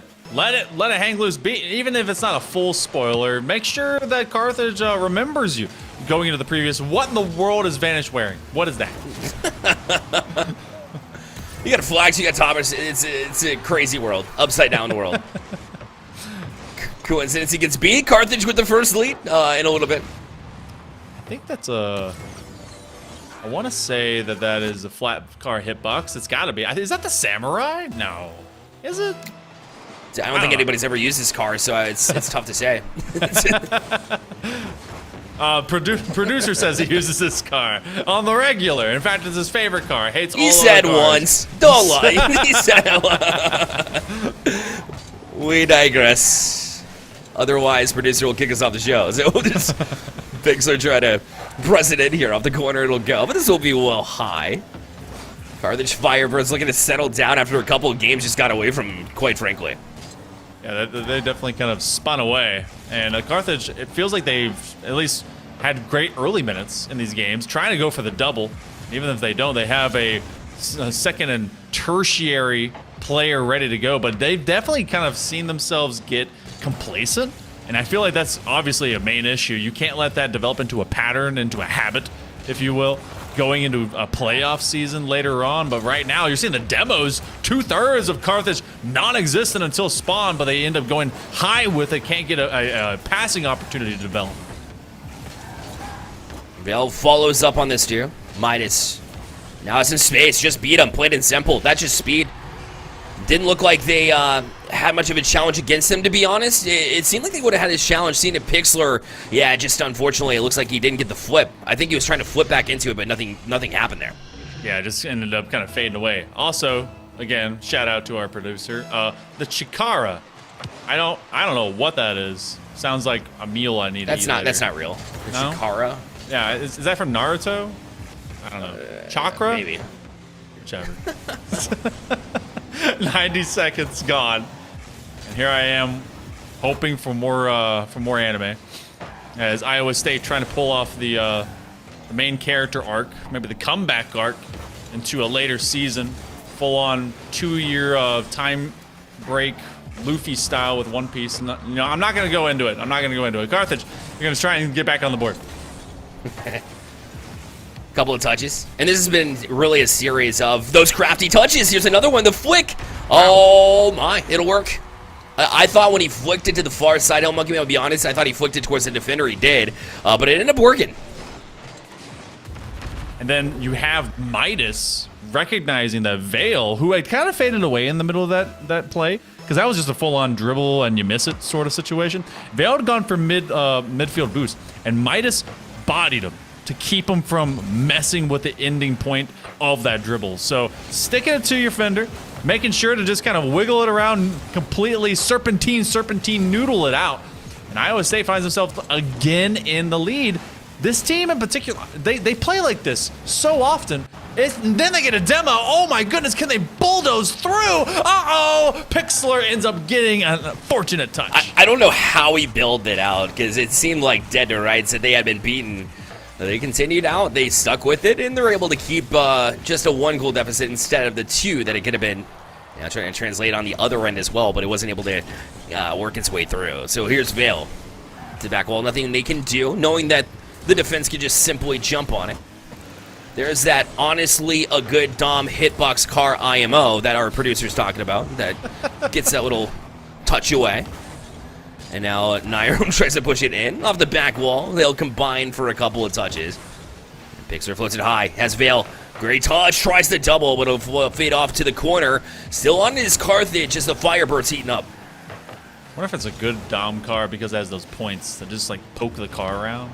I don't know. There's little ghost moments. You got the Zombas on them. That's already a neat looking car. It looks like what if you just mixed all the Hawaiian Punch like juice drinks together. What it would look like on the other side. Maybe a Gusher pack. Less than 90 seconds again. Vale just trying to drop this into the box. And, kind of swing and a miss moment. We're seeing so many Firebirds players just having to take loose ball possessions that they cannot collect properly while retreating to their own back half. And Vale doing his darndest to try and get something visceral happening into the box. 50-50s galore as we approach the final minute. Which, like I mentioned, for this series, it's been, a situation where it's just catch and release. You have to play that style. It's almost like Iowa State's setting that type of precedent by being able to challenge when they need to, but also there's that little bit of space that both teams have been given up, so it almost benefits you to hold onto the ball just a split second longer, get a flick off, and right now, because they've been tossing away possession, that's just feeding Iowa State, but Vale's feeding himself. An equalizer with 40 seconds left here in Game 4. Big demo. Vanish was deleted, and look where they spawn. Right there. That right there is already, even though it's tied 2-2, is exactly what the stage of the game has been changed by adding demo cams. That I cannot stress anymore how it's changed the game. Just adding a camera while you're dead. 30 seconds coming up here. It's a solid point. One of the many additions here. That's wide open. Pixlr able to make a save here with 25 seconds left. I will hold my thought till the tail end because we got plays developing left and right. Opportunity. Vanish. Now that extra touch. A bit of a weird one. Midas to the box. Oh, it worked out for them. Not sure how, but they'll take it nonetheless. Iowa State has their 3-2 lead. I'm starting to believe our producer. Maybe it is a good hitbox. I don't know. A heck of a half flip. To be able to maintain it, that is one, difficult already to do. Two, to get it on an aerial so short above the ground. 10 seconds to go. Trying for the top 90, and away Iowa State goes as they try to escape with this game. Oh, man. Nairo wants that one back for sure. Can they keep it up? It's off the corner. Now an opportunity. Vale plays it to center. Already up for its Nairo. A chance for redemption to try to get a touch. Great lead, but unfortunately not the same page. And Iowa State will watch this one hit the ground. They go to match point. Lost his bookmark on where the answer was, and it looked like there was a big chance right there. Crazy's going to go change his car, and I can't wait for it to be the Chakra 2. That's not how you say it. Whatever. It's Chakra now. Chikara. So, Chikara. I prefer truck, but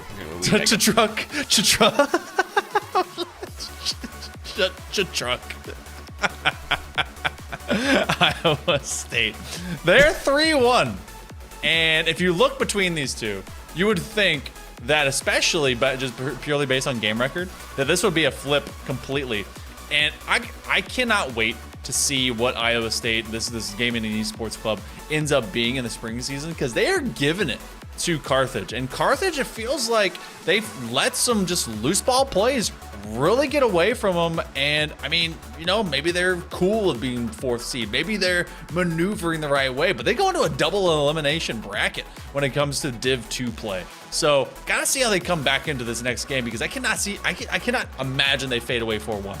Yeah, it's one of the situations where typically in this series we're like, well, they're not giving up, right? They're hanging around, but those mistakes are costing them, and against a team, like I mentioned, they should close out on, quite frankly. So Carthage making me a little bit nervous as far as their chances to make a deep playoff push if they're struggling to this Iowa State team. Not to take anything away from Iowa State Gaming and Esports. I think that they've been a great team, and that, you know, moving into the next season, like you mentioned, they've got a head of steam and potential, but as far as Carthage goes, you'd like to see them bounce back and make this a statement piece, not just a 3-2 win. We barely squeezed through. This needs to be a statement piece.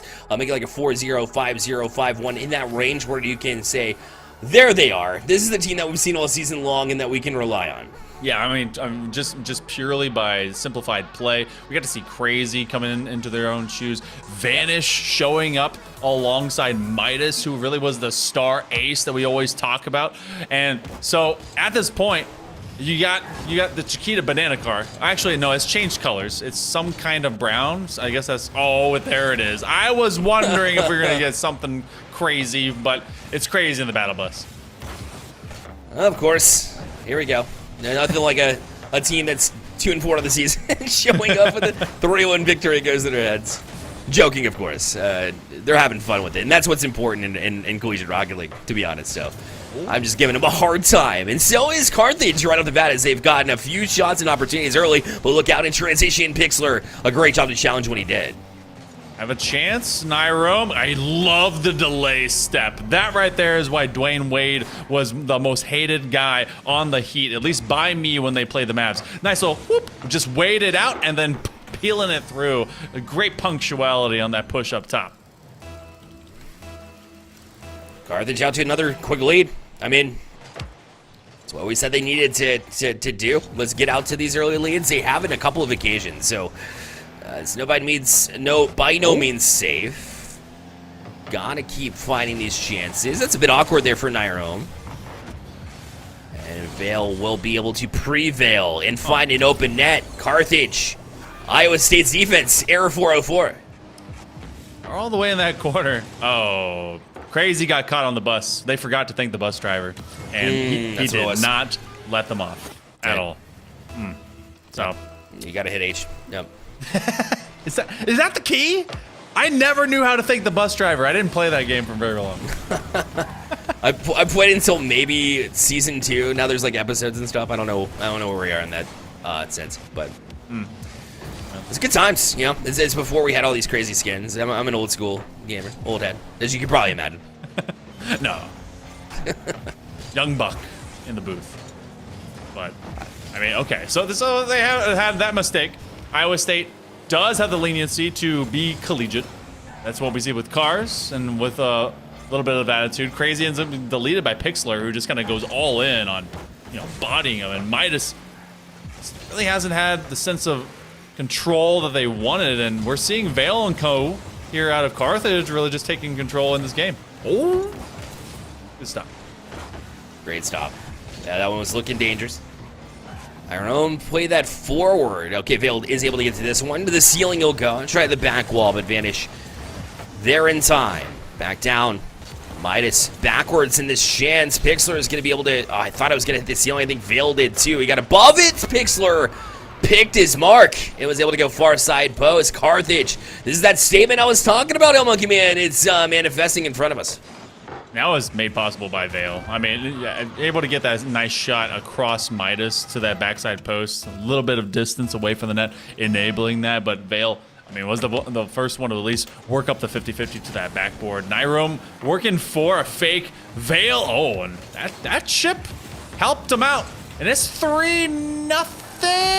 No, never mind. Make it just 2. Yep, right back down to that little even grounds, or the smaller deficit that we expected. Iowa State, one of those teams that just continues to linger.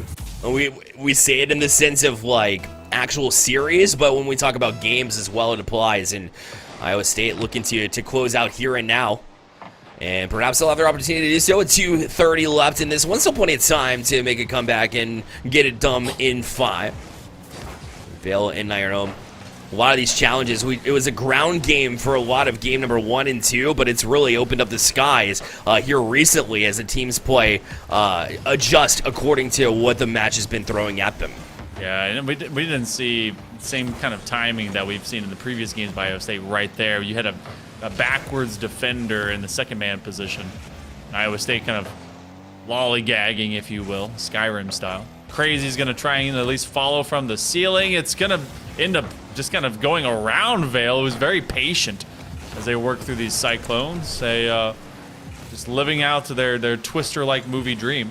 So 145 available. This isn't a done feature, but it does feel like Iowa State has kind of rested on their laurels a bit.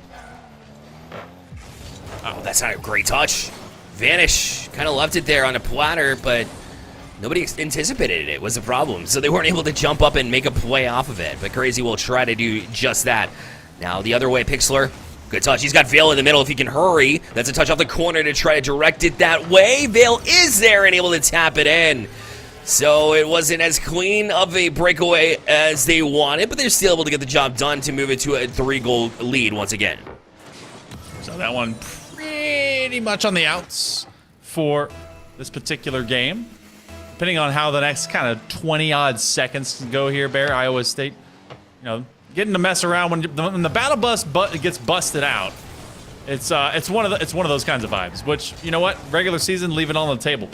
Carthage has to force a game 7 in order to take this series. Iowa State probably going to try and close the door.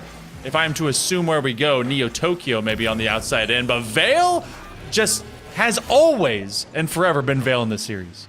Yeah, they've been absolutely enormous trying to keep them in, especially this game specifically, as they'll secure the hat trick. And with 57 seconds left, yes, this is great. This is exactly the step I said they needed to take, and here they are. But now you got to take the next step. So, Monkey Man, we look into game number 5, which seems game 6 rather.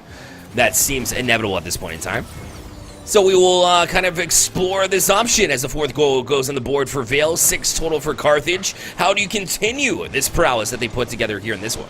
Well, if my man's going to drive a battle bus and get out of rotation, well, you continue doing Vale things and you lead upfield. Vale, though, really has, from tip to tap, has been the shining light for this Carthage squad. Consistent whenever there's a breakdown and overall zone play. You can tell that they are going to be the it factor to kind of come through. Keep both Nyrum as well as Pixlr kind of just disciplined, because a few times they got caught out, especially having to go into these 50-50s and one-on-ones against Iowa State. Iowa State, I mean, I can see them maybe playing up the memes until the very last part of this game, maybe even this series, before Game 7 comes through. But, I mean, either way, I feel like Game 7 is nigh inevitable the way this is playing. Yeah, it could very well be.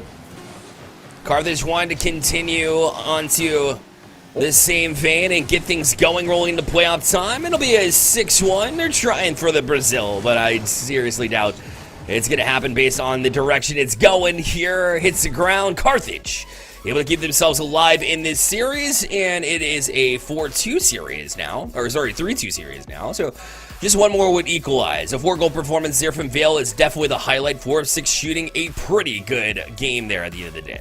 You say 4-2, and I always think, I'm like, man, would I ever want to cast a best of 9? And the answer is no. But some part of me wants to experience it. So Crazy's gonna go change his car. It's either gonna come out as a Scarab or a Fennec. That's my bet. My over/under. 4 of 6, by the way, is Vale. Just deciding to kind of run up the stats for the end of the season at least. See what this team comes up with. And I feel like this is going to be kind of a rundown into a sweat fest. This Iowa State squad, I said in the green booth kind of with a touch of they have not exactly been clutch at times when they were needed the most to in some of these larger tournaments.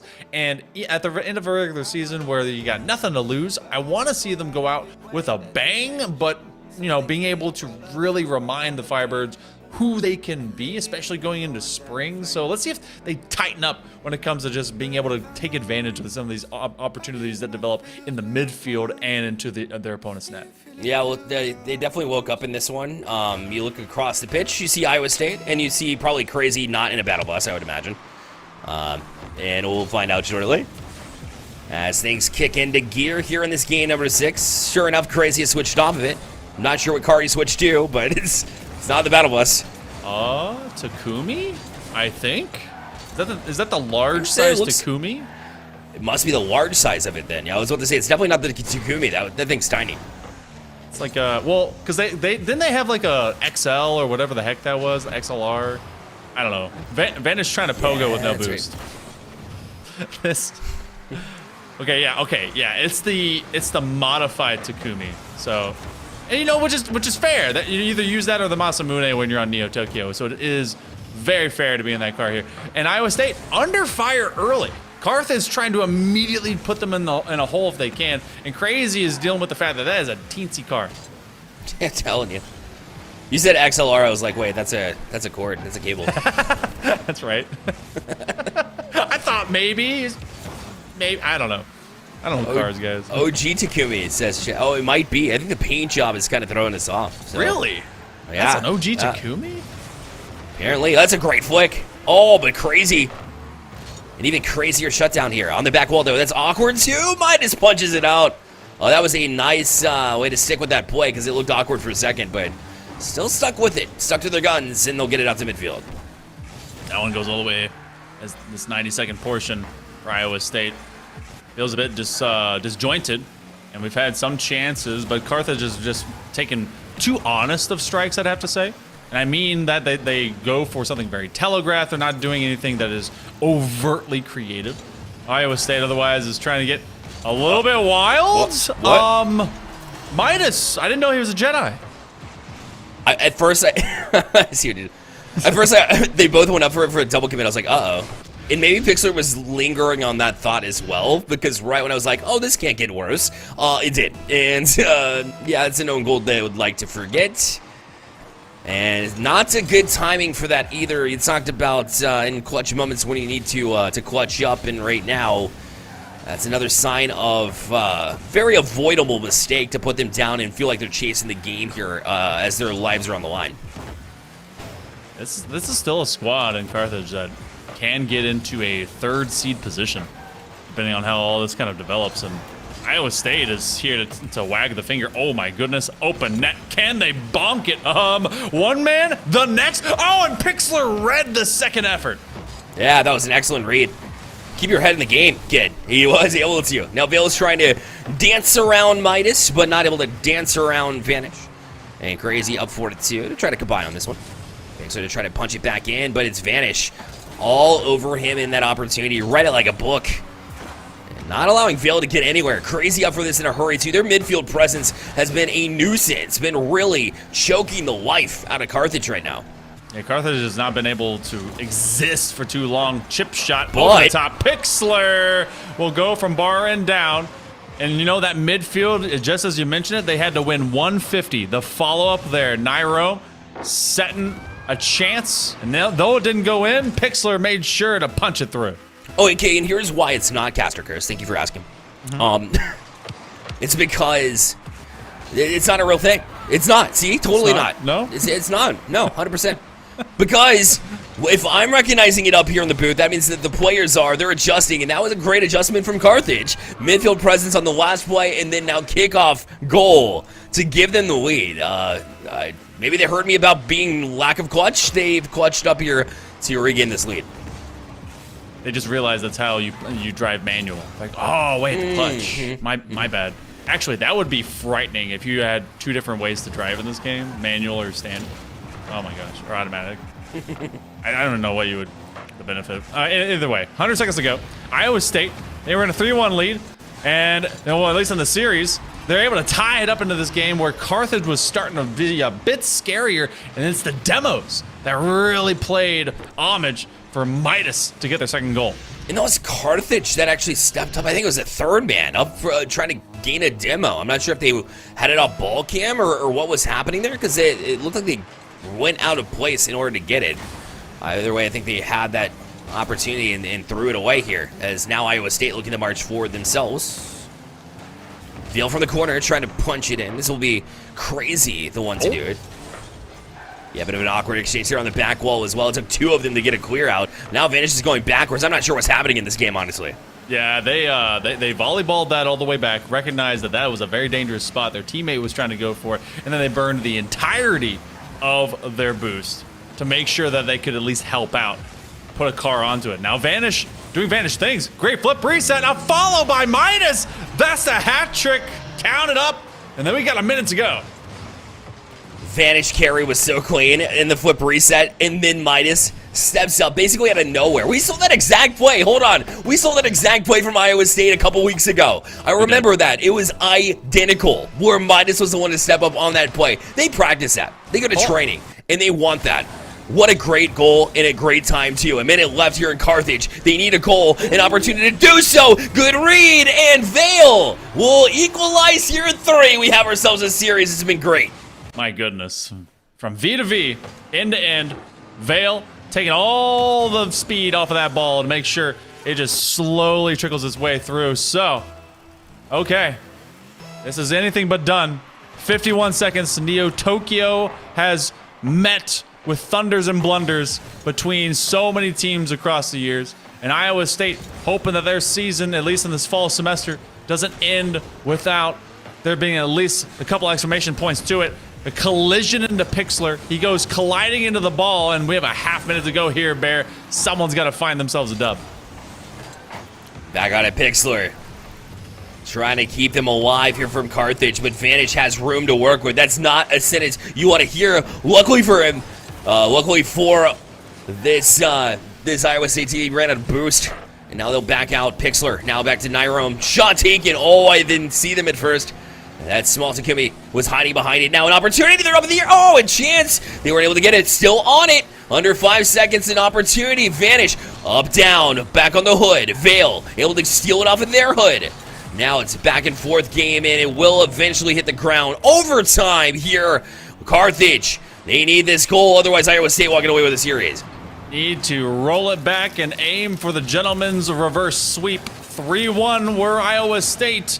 Vale at the helm. Pixlr trying to turn the corner, though, as Crazy in that tiny little car trying to be like a sumo wrestler fitting into a wagon. What a dunk! And you have Vale coming through to secure the bag. Oh, no. Crazy gave it away, and Vale was on it.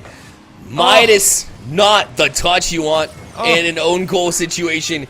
You panic, you get a bad touch, and you panic even further.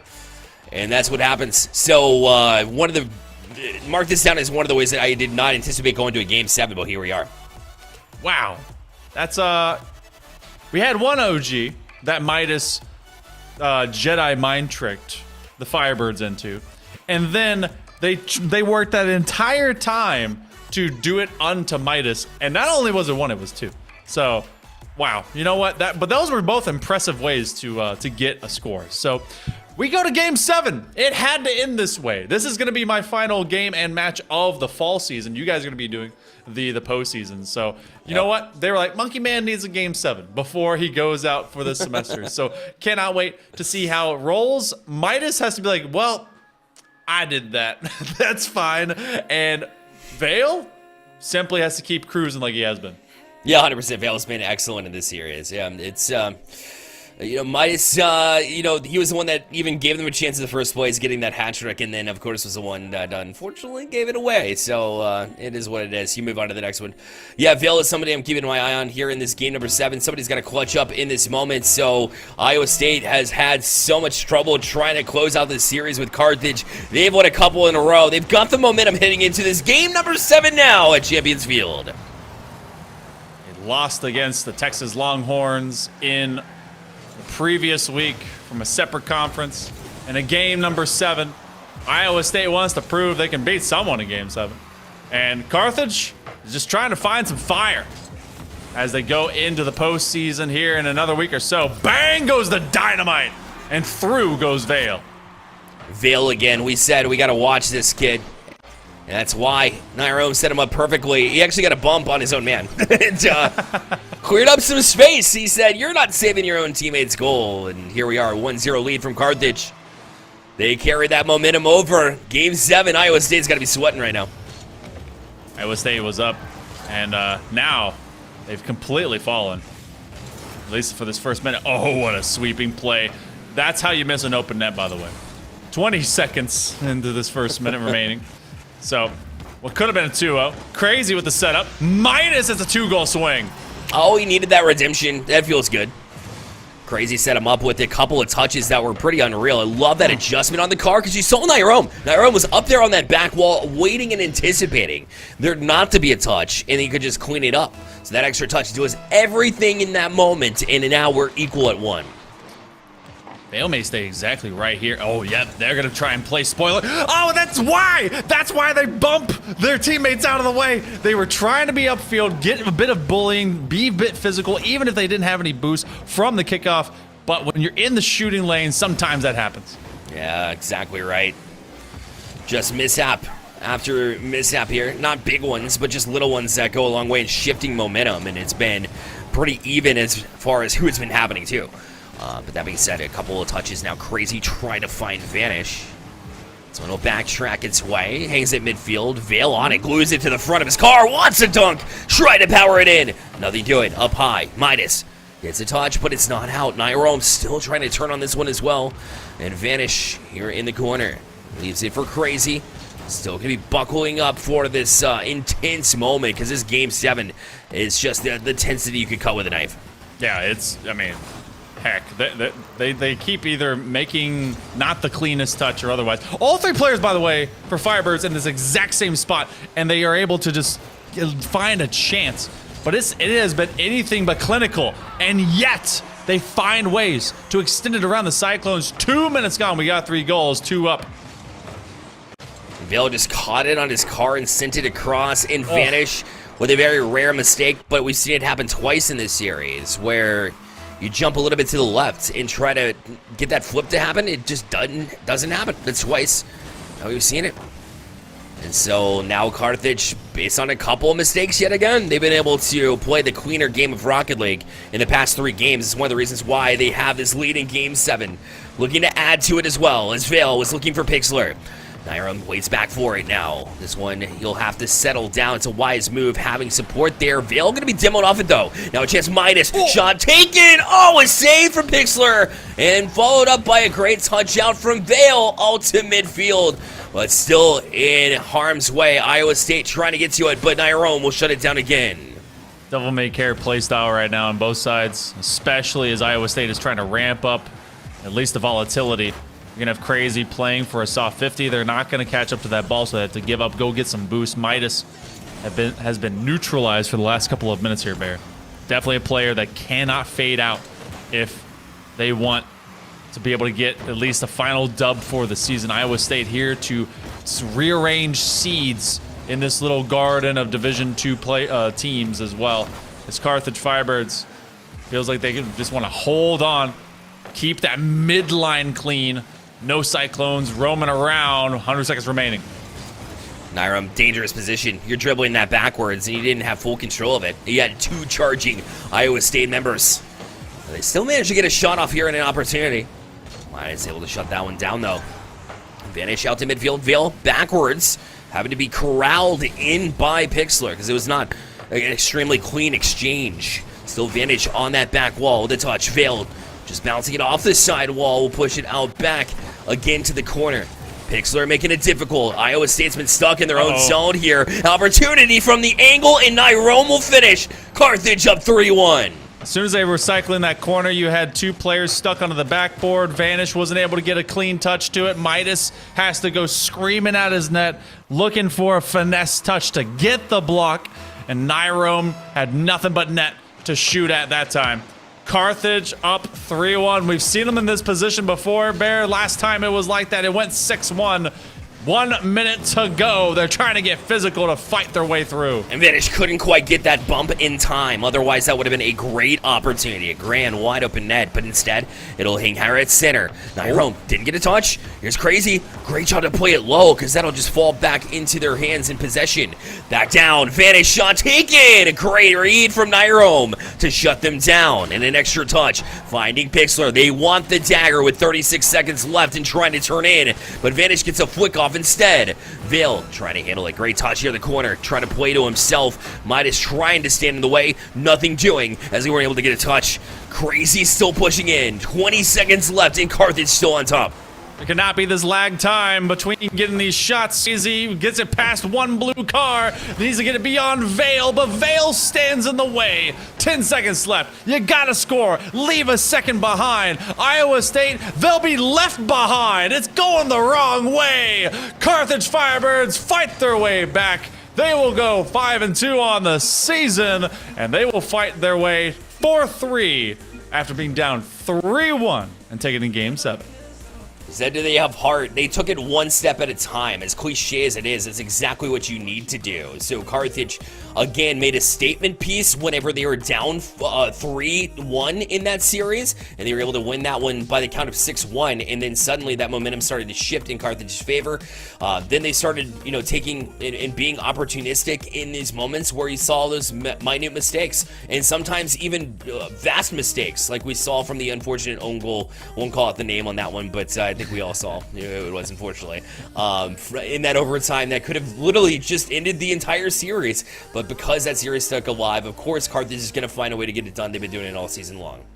So this team now goes into a double elimination playoff. They'll be in that top 4 somewhere. I think they may even stick into a three seed position. We get to see how that all plays out. There's still a couple other teams in this Central B division of Hoosiers and Kennesaw Varsity that are playing it out to see who's number 1 seed, and then of course Indiana Tech trying to do their same thing as well. So a lot of teams that are all sussing their way through. But the regular season, it's coming to a close. We still have a few teams that are doing it from coast to coast, but we've made the most of what we've been able to see, at least on broadcast today. And of course, you guys have been really cool, as we have still more for the remainder of this fall semester here. Bear, I won't be part of it. I just wasn't in the schedule, but I'll be back in the spring. But you, and as well as I think it's Soka and Tugboat, will be showcasing all the awesome playoffs across this.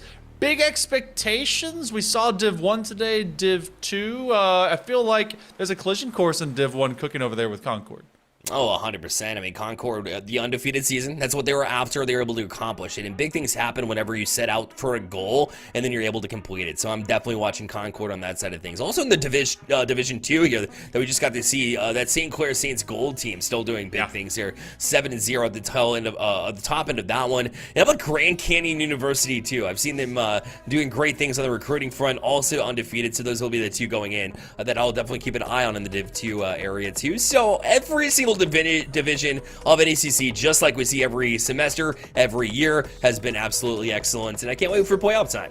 Yeah, honestly, we went from having 5 separate conferences and we expanded out to all these 8 divisions, and it's really cool to see the growth that has followed that with all these awesome programs here with NECC. So the postseason forthcoming, not just for our title here with Rocket League, but all the other titles that NECC is able to bring. I believe tomorrow is going to be some Overwatch. I could be super wrong, but I believe that's usually our Friday inclement. So if you guys want to be able to catch even more NECC action, do tune in tomorrow. Same bad time, same bad channel. And of course, shout out to our producer that is in love with only playing the Chikara, and of course in the form of Exotic. And thank you so much to Bearlight for hanging out with myself, Hell Monkey Man, with all of you guys out there as well. It's been a great night. We'll see you tomorrow. I won't, but you will, but someone will. And we'll see you next time.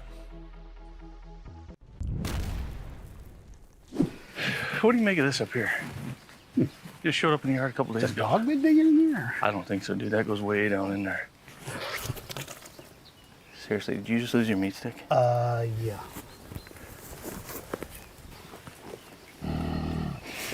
Oh, no. There's something in there, dude. Just leave it. Are you kidding me? We'll just head to the house. Just leave it. The hell with that. Oh, yeah. There's something in there. Ah! Want one? Yeah. Thank you. Mm-hmm. It was worth it.